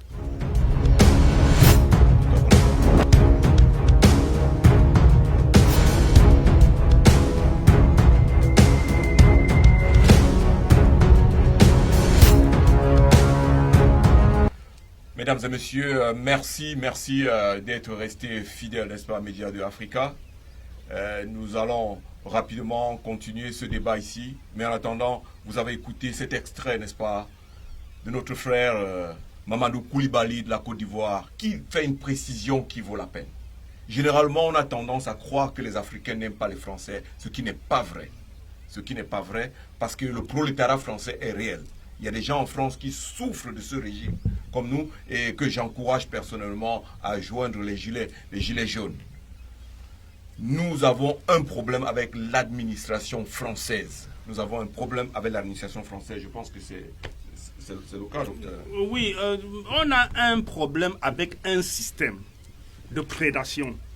Parce que on a un système avec une classe d'hégémonique, une classe de capitalistes. Parce que, en fait, qu'est-ce que nous demandons? Nous ne demandons pas... Ce qu'on demande, c'est avoir des relations de respect, on veut être des partenaires avec la France. C'est de ça qu'il est question. Parce que le commun de mortel du français, le français de la rue, comprend parfaitement que le jour où l'Afrique centrale va se développer et que la France en tant qu'État, en tant que nation, va avoir des relations de respect et de partenariat avec d'autres pays africains qui se sont développés, qui comptent sur l'échiquier international et non des vallées comme c'est le cas aujourd'hui, ce sera tant mieux pour tout le monde. C'est tout ce qu'on demande, tout ce qu'on demande. Moi, je ne suis pas contre la France. J'ai fait 10 ans d'études en France. J'ai bénéficié de l'éducation française. J'ai des amis en France. J'ai des parrains en France. Mais à partir du moment où il s'agit de l'intérêt d'un peuple contre un autre peuple, d'un pays contre un autre pays, parce que nous avons ici, il faut dire que ce qu'il faut que les Africains comprennent, c'est que nous avons une poignée de capitalistes français représentés par les Bolloré et représentés par Bolloré qui est le plus connu. Donc ça, c'est des capitalistes avec les gens qui exploitent le pétrole et toutes les ressources là, dont le gouvernement français en place et représente les intérêts et défend les intérêts. Parce que ce n'est pas les intérêts de la France c'est pas les intérêts de la France en tant que nation qu'ils défendent en Afrique. C'est l'intérêt d'un petit groupe. D'un petit groupe. Et c'est pour ça qu'il est important que notre bataille, notre lutte, soit synchronisée avec la lutte des ouvriers français, du français de la rue, pour que nous puissions faire pression sur ce groupe de prédateurs pour libérer l'Afrique et donner sa dignité à la coopération internationale et au partenariat entre la France et les pays africains. Il y a quelque temps, c'était Kémy Séba qui a été expulsé, n'est-ce pas, de la Côte d'Ivoire, du Sénégal. Nous savons qu'il est franco-béninois. Mais quelques jours seulement, le 2 octobre, nous avons cette charmante dame, Nathalie Yam, qui a été expulsée de la Côte d'Ivoire et simplement pour ses positions par rapport au franc CFA. Et qu'est-ce que ça vous dit? Qu'est-ce que ça vous dit en tant qu'Africain que des Africains soient expulsés de la terre africaine en direction de l'Europe? Oui, merci. Je pense que quelque part, nos chefs d'État qui prennent la décision de renvoyer les Africains de leur terre pour une destination que moi j'appelle inconnue, c'est vraiment aberrant d'assister à des faits pareils. Ils pensent qu'ils seront toujours à leur poste de président. Aujourd'hui, moi, je vais m'atteler sur le cas de Nathalie. Bon, elle est une Africaine et elle a compris qu'il est temps que l'Africain ait sa liberté. Donc, là, nous sommes liés par un fait. Le fait, c'est un fait économique. Et c'est cette monnaie-là qui nous assujettit. Et que nous sommes devenus maintenant l'esclave de cette monnaie-là. Cette servitude, c'est de ça qu'elle a parlé dans son discours en Russie. Bon, si on prend la décision de l'expulser, c'est comme celui-là qui fait ça est contre l'intérêt africain. Parce que la vérité que celle-là a prônée n'arrange pas celui qui la chasse. Mais celui qui l'expulse de la Côte d'Ivoire, celui-là peut-être il tire vers sa fin. Il tire vers une fin. Et voilà, elle a fait d'elle aujourd'hui une figure en Afrique. Bien sûr, Nathalie Yam aujourd'hui c'est une figure du combat anti-franc CFA, oui. Et je tire vraiment un chapeau à Kémy Séba, n'est-ce pas, ce jeune qui a cette ONG Urgence panafricaine qui travaille énormément pour les jeunes Africains. Ils sont en train de créer des marchés en Afrique pour compétir contre les grandes ONG, les multinationales. C'est un travail exceptionnel. Mais Franck Djoktan, est-ce que c'est un hasard que ces deux, que ce soit Kémy Séba ou alors Nathalie Yam, que ce soit des gens qui ont une double nationalité, une nationalité européenne et une nationalité africaine? Est-ce que ce n'est pas une cible? Est-ce que ce n'est pas un message qu'ils sont en train de passer aux Africains qui ont une double nationalité pour leur dire, si vous osez, voilà le sort qui vous attend? Bien sûr, il y a un message qui est donné. D'abord, j'aimerais dire qu'aucun Africain ne devrait être expulsé de l'Afrique à cause de ses convictions politiques ou économiques. Ça, c'est une aberration. Et je pense que tant qu'en Afrique, vous avez un État africain qui chasse un autre Africain de l'Afrique, cela fait que les autres peuples qui nous observent ne pourront jamais nous respecter. Parce que moi, je ne vois pas un Chinois être expulsé de Chine vers un autre continent. Ça n'existe pas. Donc, on ne devrait pas accepter ce que les autres n'acceptent pas chez eux, chez nous. Ça, c'est une chose. Bien entendu, les binationaux, je pense qu'il y a un message très fort que la France veut envoyer. C'est que non seulement nous allons vous neutraliser, mais le continent que vous voulez défendre, puisque vous êtes aussi, vous avez une identité qui est plus ou moins la nôtre, parce que ce qui est intéressant, c'est qu'on ne l'expulse pas on ne l'expulse pas seulement au Cameroun, voilà, oui. Puisqu'elle a aussi des origines camerounaises. Ouais. On l'expulse hors d'Afrique, dans un pays européen. Et je pense que les Français veulent nous dire qu'ils vont nous rendre la vie difficile, bien entendu, et que ce n'est pas parce qu'on a la double nationalité que nous sommes, que nous sommes à l'abri de la frappe ou bien de la colère de la France. Mais, comme on l'a si bien dit ici, ils vont nous rendre plus forts parce que l'Afrique a ses enfants partout. Heureusement, l'Afrique a ses enfants en Amérique, l'Afrique a ses enfants aux Antilles, l'Afrique a ses enfants en Europe. Comme disait un grand chanteur gabonais, Pierre Claver Akenenge, il disait, c'est pas parce qu'une chienne met bas dans la cuisine des hommes que les chiots vont être appelés des humains. Donc ce n'est pas parce que quelqu'un naît en Suisse ou que quelqu'un naît, aux États-Unis ou en France, que automatiquement il devient automatiquement français. Oui, il est français, certes, mais si ses parents et son origine est africaine, c'est un Africain. Et donc, aujourd'hui, les Africains sont partout. Ils ne sont pas qu'en Afrique. Et ce dont moi je rêve aujourd'hui, c'est que quand on fait du tort à un Africain, peu importe où l'Africain se trouve, il faudrait que les Africains dans les 4 coins du monde, comme les Juifs le font, se lèvent et disent à la France ou à celui qui opprime l'Africain d'arrêter ce qu'ils sont en train de faire. Merci de dire un mot sur Pierre Claver Akedenge, une véritable icône de la musique. Rapidement, il y a quelques semaines, nous on parlait, n'est-ce pas, de l'ambassadrice de l'Union africaine aux États-Unis, Arikana Chiambori.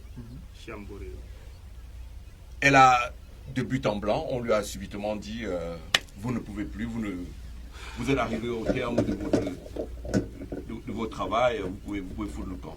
Oui, Fleury, là tu m'as appris le mot, quoi, parce que je voulais dire que ni Kémy Séba, ni Nathalie Yam, elles ne sont pas les seules. Elles ne sont pas les seules. Et puis je voulais également signaler l'exemple de l'ancienne ambassadrice de l'OUA ici, qui a été expulsée dans les mêmes conditions et pour les mêmes raisons. Donc vous comprenez que c'est une stratégie française. Celui qui vous parle a subi c'est pour les mêmes raisons que je me trouve aux États-Unis. Bon, je ne suis pas ici pour parler de mon cas. Disons donc qu'il s'agit d'une stratégie de la France. Et mon analyse, c'est que nous avons là un pays une puissance qui est aux abois et qui menace tout le monde. Mais qui malheureusement, et c'est ça que mes interlocuteurs n'ont pas dit et sur lequel je veux préciser, trouve encore des complicités en Afrique. Ces complicités, c'est quoi? C'est le président Ouattara qui, pour faire plaisir à la France, renvoie Nathalie. C'est la même chose quand on renvoie Kémy Séba du Sénégal. Le président Macky Sall veut faire plaisir à la puissance française. Il répond aux ordres, on dirait. Et il répond aux ordres. C'est la même chose quand le secrétaire général de l'Union africaine renvoie. C'est-à-dire que la France est dans une dynamique où c'est une stratégie de faire taire ceux qui empêchent de tourner en rond. Voilà, c'est de ça qu'il est question. Alors, donc quand la France se rend compte que tu peux nuire à ses intérêts, c'est de ça qu'il est question. Que tu parles un autre langage que ce qu'il veut entendre, eh bien, il essaie, entre guillemets, de te mettre hors d'état de nuire. Mais ce qu'ils oublient, c'est qu'ils font des martyrs. Absolument. C'est qu'ils font des martyrs, comme il vient de dire là, comme le collègue vient de dire. Et que nous sommes dans un monde globalisé, c'est de ça qu'il est question. Il n'est plus un martyr, ils ne sont plus martyrs seulement dans leur pays, mais ils deviennent des martyrs.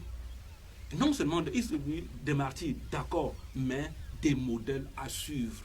Et c'est pour moi l'occasion de lancer un message fort à la génération africaine, aux intellectuels africains, qui pendant longtemps ont joué seulement sur leur carrière, parce qu'ils veulent privilégier, ménager leur carrière. C'est très important, je n'en doute pas.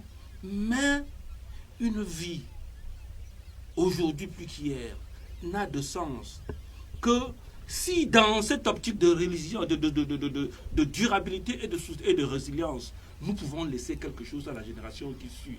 Il faut que nous soyons les intellectuels, nous les leaders, les activistes, que nous soyons des modèles pour la lutte et la résistance pour l'Afrique. C'est de ça qu'il est question. Et je veux donc demander, aujourd'hui par exemple, c'était la conférence de la base des États-Unis.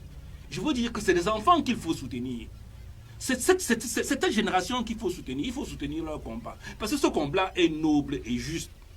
Et je veux dire à la France, à mes partenaires et à mes amis français, je veux dire ceci, que l'Afrique va évoluer contre le vent grâce à la force du vent. L'Afrique évoluera, n'en déplaise à la France. Oui, et on va travailler, on va évoluer avec la France. On rêve, ce dont nous rêvons, c'est d'avoir un partenariat juste et équitable avec la France, qu'on soit des partenaires, pas des vassaux. Donc nous lançons un message ici, fort et vibrant, que la France libérait l'Afrique, quitter l'Afrique et négocions un nouveau partenariat où tout le monde sera gagnant. Cela vaudra la peine pour vous-même, les dirigeants français, et pour la génération de la France, des Français à venir, ou qui vont avoir à vivre ensemble avec les Africains et main dans main avec les Africains. Et nous sommes en train de parler en français, là, comme l'autre disait. Nous ne parlons pas ni en bafan, ni en togolais, ni en je ne sais pas quoi. Nous parlons en France. Si on veut promouvoir cette image de la France, l'image de la France que nous voulons promouvoir, l'image que nous voulons prendre, ce n'est pas une France prédatrice, hégémonique, qui ne crée que de la pauvreté, la misère et la dictature. Nous voulons une France qui promet, qui fait la promotion de la démocratie, de la liberté et de la croissance économique et équitable, bien partagée par tout le monde. Une croissance inclusive, l'Afrique y compris. Il faut dire que si la France est en train de jouer un coup, elle est en train de jouer un très mauvais coup. Parce qu'aujourd'hui, il y a des millions de Kémy Séba, il y a des millions de Nathalie, de Nathalie Yam, il y a des millions de Haïkana et il y en aura des millions. Chaque jour, les Africains sont en train de se radicaliser. Et à un moment donné, parce que maintenant, la majorité des Africains sont pour un partenariat sérieux entre la France et l'Afrique. Mais très bientôt, les gens ne voudront même pas entendre parler de l'Afrique, de la France. Rapidement, nous allons passer à un autre volet. Rapidement, et je pense que c'est le volet le plus important de cette émission. Qu'est-ce qu'on fait? Qu'est-ce qu'on fait?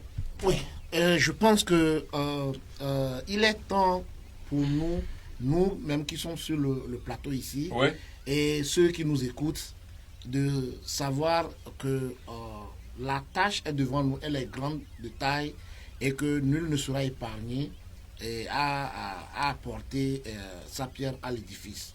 Donc, que tu sois de la diaspora ou que tu sois en Afrique, n'importe où ils sont et ils nous entendent, nous lançons un appel vraiment pressant à tous les Africains. Maintenant, à prendre conscience de la situation actuelle que le continent connaît.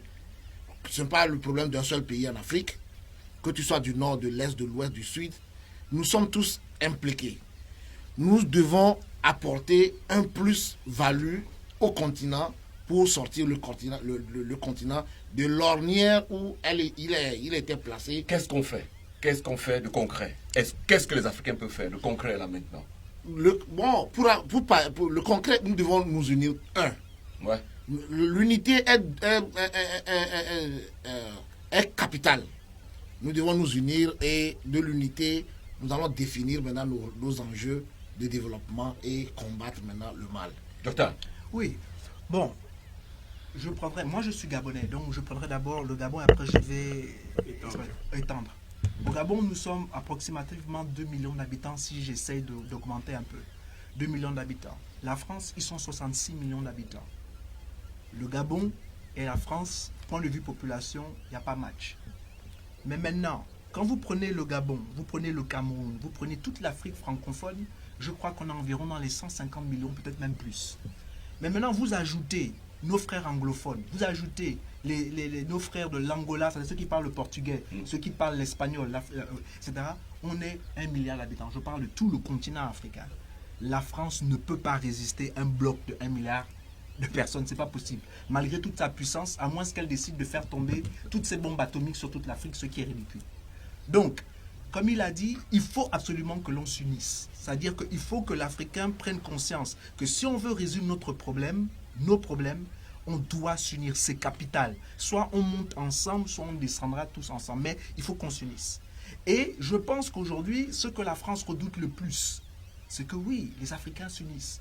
C'est-à-dire que les Français ne veulent pas que les Gabonais et les Camerounais regardent dans la même direction. Non, ils veulent toujours que, non, toi tu es Camerounais, toi tu es Gabonais, etc. Parce que ça les arrange. Okay? Mais moi je pense qu'on doit tout faire pour pouvoir nous unir. Le panafricanisme dont rêvait Nkrumah, dont rêvait Lumumba, doit devenir une réalité dans ce siècle. Non seulement ça, la population du monde est en train d'augmenter. elle augmente. On dit que dans les 50 prochaines années, il y aura 4 milliards de plus de personnes. Dans ces 4 milliards de personnes, il y aura 3 milliards qui seront en Afrique. Et l'Afrique sera la population la plus jeune du monde. C'est-à-dire qu'il y aura donc beaucoup de jeunes entre, je crois, 15 et 25 ans. Qu'est-ce que l'on fait avec toute cette jeunesse africaine si on ne s'unit pas? Parce que ces jeunes-là, il faut qu'ils travaillent. Il faut qu'on les occupe. Il faut qu'on leur permette de s'épanouir. Donc même pour notre intérêt personnel, pour que l'Afrique puisse s'épanouir, il faut que l'on crée des marchés où les Africains ont la possibilité de se déplacer partout en Afrique. Quelle est cette histoire-là où, en Afrique, pour que moi, bon maintenant c'est plus tellement le cas, Gabon, Cameroun, je peux aller au Cameroun sans problème, mais ce n'est pas normal que pour que j'aille, par exemple, si je suis en Côte d'Ivoire et que je veux aller au Bénin, par exemple, ou au Togo, j'ai besoin d'un visa. Or que c'est juste à côté, je peux seulement prendre la route. Ok. Donc il faut absolument que l'on s'unisse, parce que le fait que l'on ne s'unit pas aussi fragilise nos économies. Absolument. Voilà. Absolument. Le temps que je revienne, docteur Adieu, qu'est-ce qu'on fait? J'aimerais qu'on nous fasse des propositions, parce qu'il y a des Africains là-dehors qui attendent qu'on leur dise que voilà ce que nous devons faire maintenant. Parce que l'unité de l'Afrique, ce n'est pas pour demain. Avoir l'interperméabilité des frontières, ce n'est pas pour demain. Mais maintenant que la France est notre problème, qu'est-ce qu'on fait? Il faut faire saigner la France, d'une façon ou d'une autre. Alors, qu'est-ce que les Africains font? Je veux un peu te surprendre, Fleury, parce que d'abord, je veux m'adresser à la France. Parce qu'il faut que la France comprenne qu'ils n'ont aucun intérêt, mais alors aucun, à ce que la jeunesse africaine se radicalise. Moi, j'ai vu des vidéos sur les réseaux sociaux avec de la jeunesse malienne qui interpelle et qui se radicalise.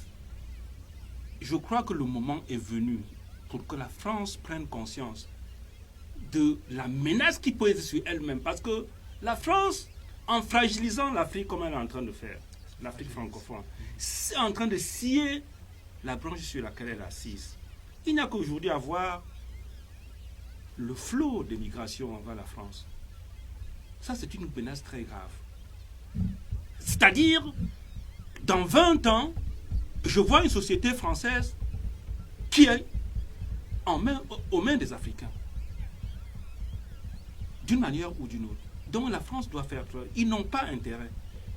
Ils ont intérêt à commencer dès maintenant, tout de suite et maintenant, à penser à des relations de partenariat avec l'Afrique. Ça, c'est dingue. Et j'interpelle ici les intellectuels africains. Qu'est-ce qu'on fait? On commence à faire ce qu'on est en train de faire. On en parle. On se met ensemble pour en parler. Pour unir nos forces. Pour réfléchir sur la stratégie collective que nous allons mettre ensemble. Parce que ce n'est pas un combat qu'une seule personne va gagner. Je n'ai pas besoin de fragiliser mon voisin parce que je pense que je veux être très fort. J'ai besoin que mon voisin soit fort et que moi-même que je sois fort pour que nous soyons forts. Ça, c'est la stratégie à adopter. Maintenant, nous, au niveau de la diaspora, il faut que chaque Africain fasse appel à son génie d'une manière ou d'une autre. Celui qui crée ce studio pour permettre que nous puissions parler, c'est une initiative qu'il a prise et nous parlons. On entend ici, nous interpellons non seulement les Africains, non seulement la France, mais la communauté internationale. Et je voulais dire que, et c'est dans ce sens que moi, nous avons pris l'initiative au niveau du JICAD international d'organiser ici l'année prochaine ce que nous avons appelé, et ça vous avez la primeur, personne n'en a encore entendu parler, ce que nous avons appelé le Washington DC African Exposition. C'est-à-dire, c'est une semaine, c'est un événement où tous les Africains, où nous voulons que on ne parle que de l'Afrique pendant une certaine période. Sur le plan politique, sur le plan économique, sur le plan culturel, sur le plan intellectuel. Donc ce sera un rendez-vous où il n'y aura pas seulement les Africains, où nous souhaitons qu'il n'y ait pas seulement les Africains, mais que les Africains qui sont en Afrique parlent avec les Africains qui sont aux États-Unis. Certainement, Média 2 Africa. Média 2 Africa est partenaire, s'il vous plaît. Sera présent. Oui, Média 2 Africa est partenaire. Rapidement, je vais lire quelques... Média 2 Africa est partenaire. Tout à fait. Soyez tranquille. Donc, attends, laisse-moi finir, s'il te plaît. Parce que nous voulons là mettre... On n'exclut pas la France. J'ai dit que nous allons avancer avec la France, contre la France, si elle veut être contre nous, mais avec la force de la France. Ils seront conviés en tant que partenaires. Mais nous leur dirons la vérité, que notre recherche scientifique en Afrique ne marche pas. Qu'est-ce que vous avez fait des 40 ans, de 60 ans que vous avez été là avec l'IRD, avec tout ça, avec le CIRAD? Qu'est-ce que vous avez fait pour que la recherche africaine ne marche pas? Qu'est-ce que vous avez fait pour que nos économies soient les dernières dans tous les domaines? Nous allons interpeller la France, nous allons leur dire ça. Mais ils ne seront pas seuls autour de la table. Nous allons interpeller la communauté internationale pour dire l'Afrique a des potentialités. Les autres pays comme la Chine, même l'Europe, ils se sont développés grâce à leur diaspora. Donner la possibilité à la diaspora africaine de soutenir le continent africain dans tous les domaines. Et ça, nous sommes convaincus, au niveau du JICAD international, que nous allons réussir. Merci, docteur. Rapidement, nous avons beaucoup de gens qui nous suivent ce soir. J'ai ma petite sœur Claire Tienche qui dit bye bye au franc CFA. Nous avons Fabrice Pani qui nous regarde. Bonsoir Fabrice. Boma Kouet qui dit l'Africain n'a pas le sens du sacrifice, a peur de la souffrance, alors qu'il souffre déjà depuis des siècles. C'est pathétique. Et Meta Koudjou qui nous regarde. Masso Balaba, il est très intéressant. Lui, Ngando Black, en train de regarder, ainsi que Marie-Chantal et Dimo, Jules Kanfou Lati. Masso Balaba revient pour dire Java Cristal est aussi notre sœur qui chante également. Pierre Ndom, lui, très intéressant. Moi, j'ai les moyens de piller cette France avec mon média qui peut diffuser via mail à 23 millions de Français. Il revient pour dire, à chaque fois que je touche Macron, et avant lui, Sarko, Hollande, il se rebiffe et négocie. Pierre Ndom, nous sommes à votre disposition. S'il y a quelque chose que nous pouvons faire, merci pour votre combat, merci pour tout ce que vous faites pour notre continent, l'Afrique. Bien entendu, il y a beaucoup d'autres personnes qui sont en train de réagir. Mais ce que je voulais dire ici, et très récemment, beaucoup de gens parlaient du boycott des produits français en Afrique. Parce qu'il est clair, depuis nous parlons de ce plateau, nous disons ce que la France doit faire, ce que la France doit faire. La France n'a pas de bonne volonté. La France ne vient que pour nous piller et nous ne pouvons pas demander à la France de nous aider. Il est temps que les Africains prennent, n'est-ce pas, ce combat à bras le corps et luttent. Récemment, on a parlé ici du boycott des produits français en Afrique. Et il y en a tellement. Je vais prendre simplement le cas Orange, la téléphonie. En Occident, ici, chacun d'entre nous connaît au moins 10 personnes qui utilisent le téléphone. C'est-à-dire que si 10 personnes de chaque personne qui est à la diaspora décident de ne plus utiliser Orange, de ne plus utiliser le carburant Elf ou Total en Afrique, les Français, ces capitalistes, ne sont intéressés que par ce qu'on appelle le bottom line, leur porte-monnaie. Nous allons passer le temps à supplier, à dire faites ceci, faites cela, ils ne comprendront jamais. Je ne sais pas si vous accordez avec moi. Oui, je suis parfaitement d'accord avec vous, mais ce boycott doit aller dans le sens où nous avons déjà des moyens pour supplanter ces choses, parce que quelque part, ils dominent le marché africain aujourd'hui. Donc, nous devons d'abord prendre des mesures adéquates pour pouvoir supplanter ces boycotts. Au fur et à mesure que nous les boycottons, nous mettons en place pour pouvoir gagner le terrain. C'est tout ce que j'ai à répondre à ça. Pour ou contre le boycott? Écoutez, moi je suis pour le boycott, c'est-à-dire, moi je suis plutôt du côté du docteur, c'est-à-dire que je ne vois pas la France forcément comme étant l'ennemi. Mais ce qui est sûr, c'est que si la France s'entête à vouloir nous mépriser, à vouloir c'est-à-dire nous avilir, on n'a pas d'autre choix que de les défendre, parce que c'est ce qui fait l'homme. Mais moi, j'aimerais pouvoir dire, les gens qui disent juste pour vous aider, le français lambda n'a pas une société au Gabon ou au Cameroun. Ce sont justement ces multinationales qui sont en Afrique. Exactement, ouais. C'est le gouvernement français et comme il a dit, les groupes capitalistes français qui nous embêtent. Et voilà pourquoi je pense qu'il faut qu'on dissocie. Et je préfère plutôt qu'on s'allie avec les Français, que ce gouvernement-là aussi c'est-à-dire aux primes. Parce le prolétariat français. Voilà, parce qu'aujourd'hui, la France est en effervescence. Ouais. Elle est en effervescence, pourquoi? Parce qu'elle sent que son gouvernement ne travaille plus pour elle, que son gouvernement ne travaille que pour une certaine élite de Français, pour une certaine oligarchie française qui ne font que s'enrichir au dos des autres. Et ça doit s'arrêter. Donc, mais l'autre chose que je voulais aussi dire aux Africains, c'est que moi, dans l'histoire, quand je lis l'histoire, dans les années 1940, il y avait un homme qui était allé voir le président américain qu'on appelait Franklin Delano Roosevelt. Et il lui a demandé, est-ce que c'est possible de mettre la pression de voter des lois qui favorisaient les conditions des Noirs aux États-Unis?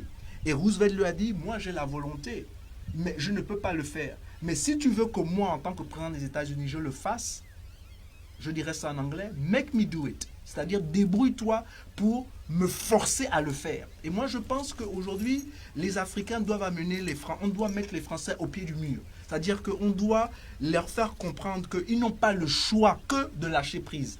Comme il a dit tout à l'heure, c'est dans leur intérêt à long terme de concilier avec nous. Parce que s'ils ne le font pas aujourd'hui, demain, ça va être très dur.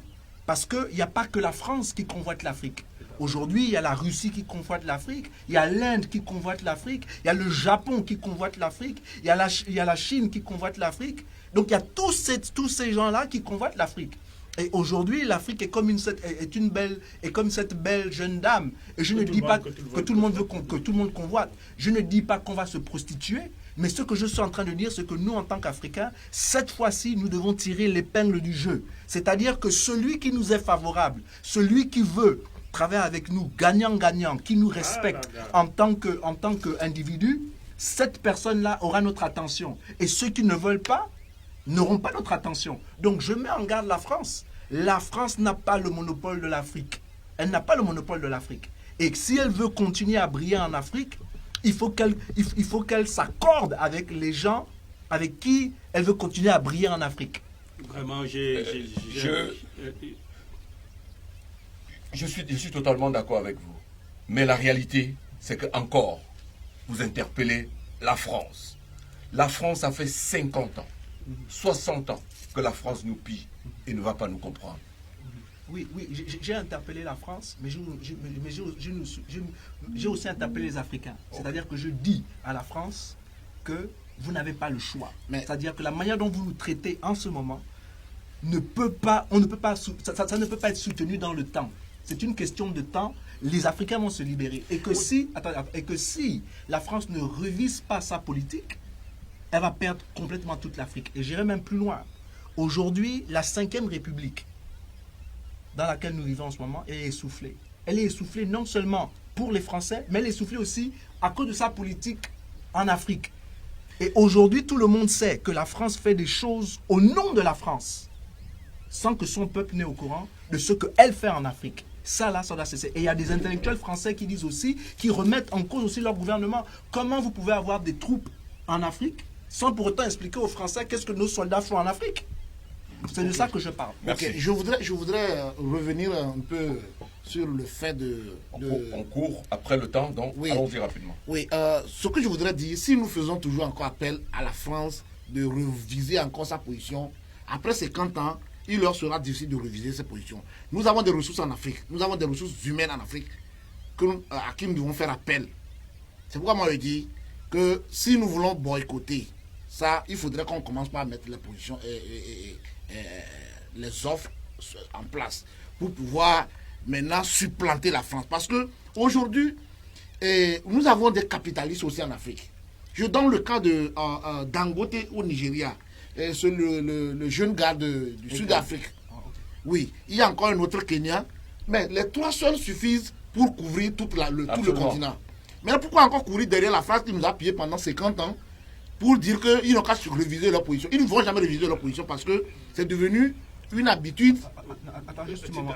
Laissez-moi terminer. C'est devenu une habitude et que si nous faisons maintenant appel à nos propres frères et nous mettons maintenant le marché entre leurs mains, nous dit voilà, c'est notre intérêt qui est en jeu. Nous voulons reconstruire, relancer maintenant le marché africain. Pas seulement sur le marché, sur les appels d'offres. Pourquoi donner les appels d'offres aux Occidentaux, aux Français, quand il y a des Il y Africains. a des Africains qui ont les moyens pour mettre... Qui ont tous les moyens. Je suis tout à fait d'accord.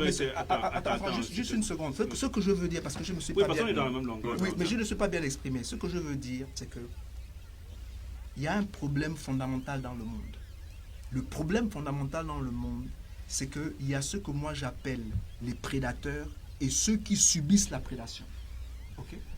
Moi, je lutte aujourd'hui, oui, pour la libération de l'Afrique, mais je lutte aussi pour que les hommes, avec grand H, vivent en harmonie. Moi, je veux qu'en tant que Gabonais, partout où je vais dans le monde, je veux qu'on me respecte. Pas parce que je suis africain, mais parce que je suis un homme aussi. C'est-à-dire que c'est pas eux contre nous. Nous sommes humains et donc les humains doivent apprendre à vivre ensemble. Ça, c'est l'un de mes combats aussi, parce que je suis chrétien. Donc, me braquer et forcer, comment on appelle ça, le clivage et la guerre. Premièrement, on n'a pas les moyens de politique. En Afrique, il n'y a aucun pays africain qui a la bombe atomique. Aucun. On n'a pas des avions pour pouvoir faire la haute surveillance, etc., etc. Donc, on est quand même aussi limité. Et moi, je refuse que mon peuple, ou que l'Afrique en général, conçoit ce qu'on appelle des cobayes. Donc, par conséquent, j'appelle à la conscience d'un pays qui se dit être un pays de droits de l'homme. Un pays qui dit que tous les hommes sont égaux. Ils n'ont pas dit que tous les hommes sauf les Africains. Donc, ce que je dis aujourd'hui, ce n'est pas que je viens leur mendier. Je viens dire à la France, ce que tu as dit là, sois au moins honnête avec ça, envers toi-même, ou bien tu es menteur. Tu ne peux pas dire... Les Français, c'est des menteurs. Bon, d'accord. Donc, si ce sont des menteurs, ils n'ont qu'à avouer qu'ils sont des menteurs. Il ne faut pas qu'ils nous disent des choses qui ne sont pas vraies. Oui, je suis tout à fait d'accord avec l'analyse de mon frère. Hein. Je pense que peut-être je vais essayer d'expliquer. Nous sommes dans une stratégie, nous sommes dans une question à la limite de guerre. On dit à la guerre comme à la guerre. Absolument. Bon, quand on parle de boycott de produits français ou bien de machin, je dirais, il a ce qu'il veut dire, c'est le nationalisme africain, c'est le nationalisme économique.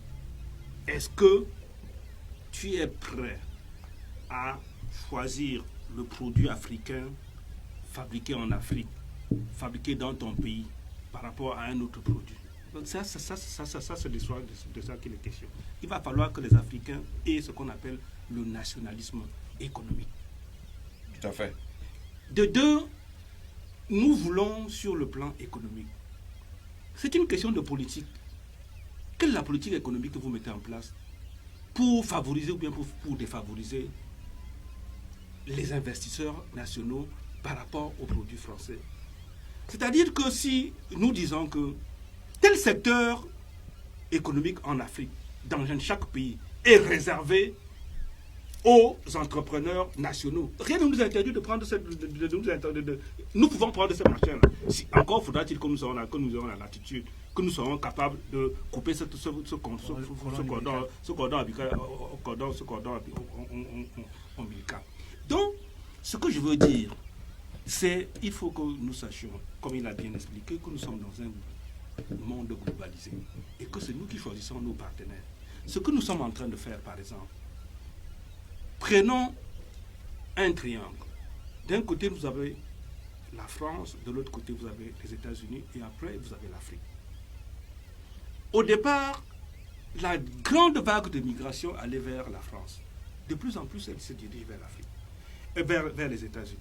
Et quand vous avez bien lu la nouvelle politique, tout au moment de Trump, en ce qui concerne l'Afrique, il a appelé ça le New African Strategy, dans lequel il dit qu'ils veulent promouvoir les affaires. Prenons le homo, par exemple, pour que les entrepreneurs américains d'origine africaine, la diaspora africaine, tirent le maximum de bénéfices pour faire la concurrence à la France. Merci, Dr. Neil. Oui. Je veux qu'on reste encore dans le sujet, le franc CFA. Et qu'est-ce que nous faisons pour pousser la France pour ou contre le boycott? Pour ou contre le boycott? Non, moi je suis pour le boycott. Moi, je suis pour un boycott. Pour ou contre le boycott des produits français? Le boycott des français, je ne souhaite pas me prononcer là-dessus. Pour ou contre le boycott des produits français? Contre le boycott des produits français, moi je l'ai déjà dit, qu'il faudrait qu'on fasse appel aux Africains qui ont la potentialité de... Si on a ces potentialités, vous êtes prêts pour le boycott? Nous sommes prêts à aller... Non, je disais que je suis pour le nationalisme économique. Je vous comprends.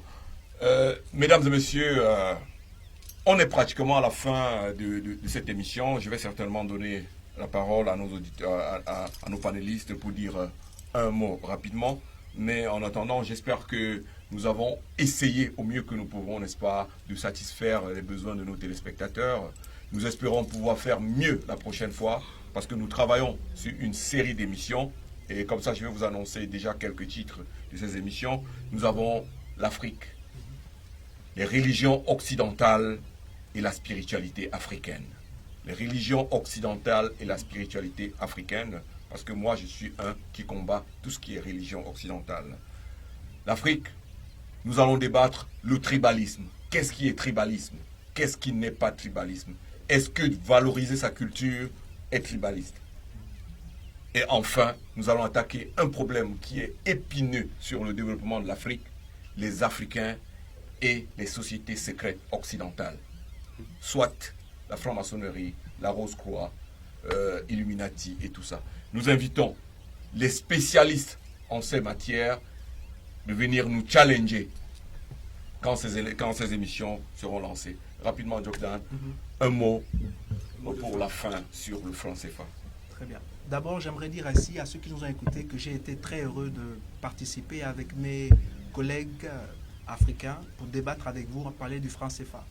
En effet, pour moi, le franc CFA n'est pas bon pour nous.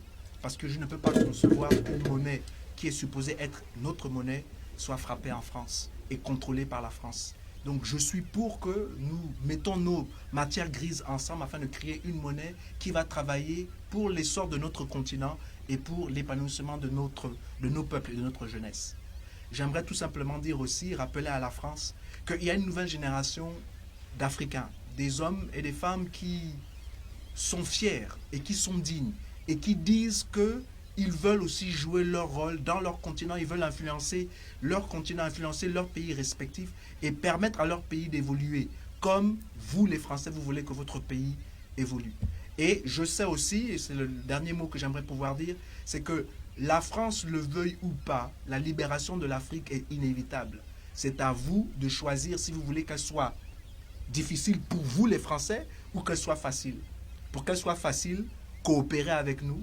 Si vous ne coopérez pas avec nous, on va toujours se libérer parce que c'est quelque chose qui est intrinsèque en nous. C'est quelque chose que nous voulons. Les Africains aujourd'hui veulent la souveraineté de leur continent, la souveraineté de leur pays. Nous voulons contrôler notre propre destinée. Cette histoire où c'est vous qui décidez de nos chefs d'État, c'est terminé, on n'en veut plus.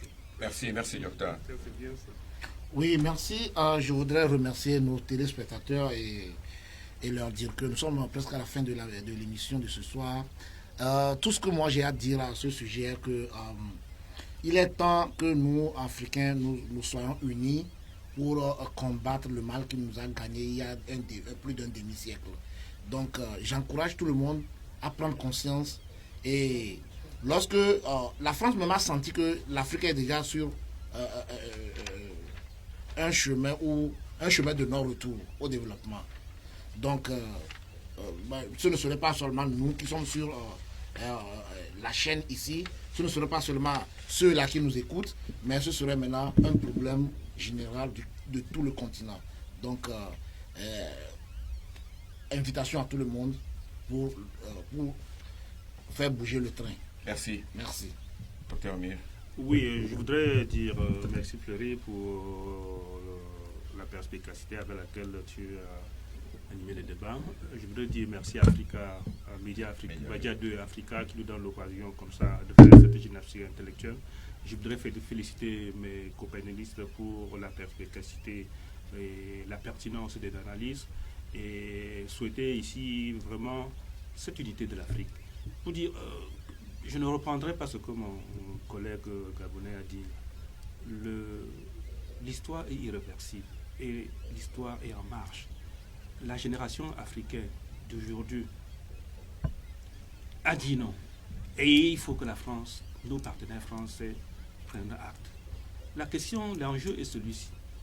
La France doit répondre clairement à cette question. Quel partenariat voulez-vous avec l'Afrique? Est-ce que vous voyez que nous serons des ennemis ou bien que vous serons des partenaires? C'est de ça qu'il est question. Et je voudrais lancer un appel ici à ceux qui traînent encore le pas de joindre le combat. de joindre la lutte, parce que c'est une lutte qui est juste. C'est un combat qui est juste. Et quand un combat qui est juste, on ne peut que le mener avec beaucoup de détermination, avec beaucoup d'acharnement. Je voudrais enfin dire qu'il faut que la France sache que nous sommes dans un monde globalisé. Il faut que les Africains sachent, et nous avons pris conscience que nous avons notre mot à dire, et que la lutte contre le franc CFA, c'est la lutte contre la dictature en Afrique. Nous voulons une Afrique libre, nous voulons une Afrique démocratique, nous voulons une Afrique prospère. Merci, docteur Émile Hattieu. Et rapidement, pour clore, je vais dire merci au professeur Nicolas Orbéo qui nous aide, nous les jeunes Africains, n'est-ce pas, à comprendre l'outil monétaire. Et je veux comme ça rendre un hommage sérieux, n'est-ce pas, à Joseph Tchundjian-Poemi, cet éminent économiste qui s'en est allé et qui a mis à notre service, n'est-ce pas, cet outil économique qu'on appelait monnaie, servitude et liberté. Chers auditeurs, chers téléspectateurs, merci de nous avoir suivis. Bonsoir et à très bientôt.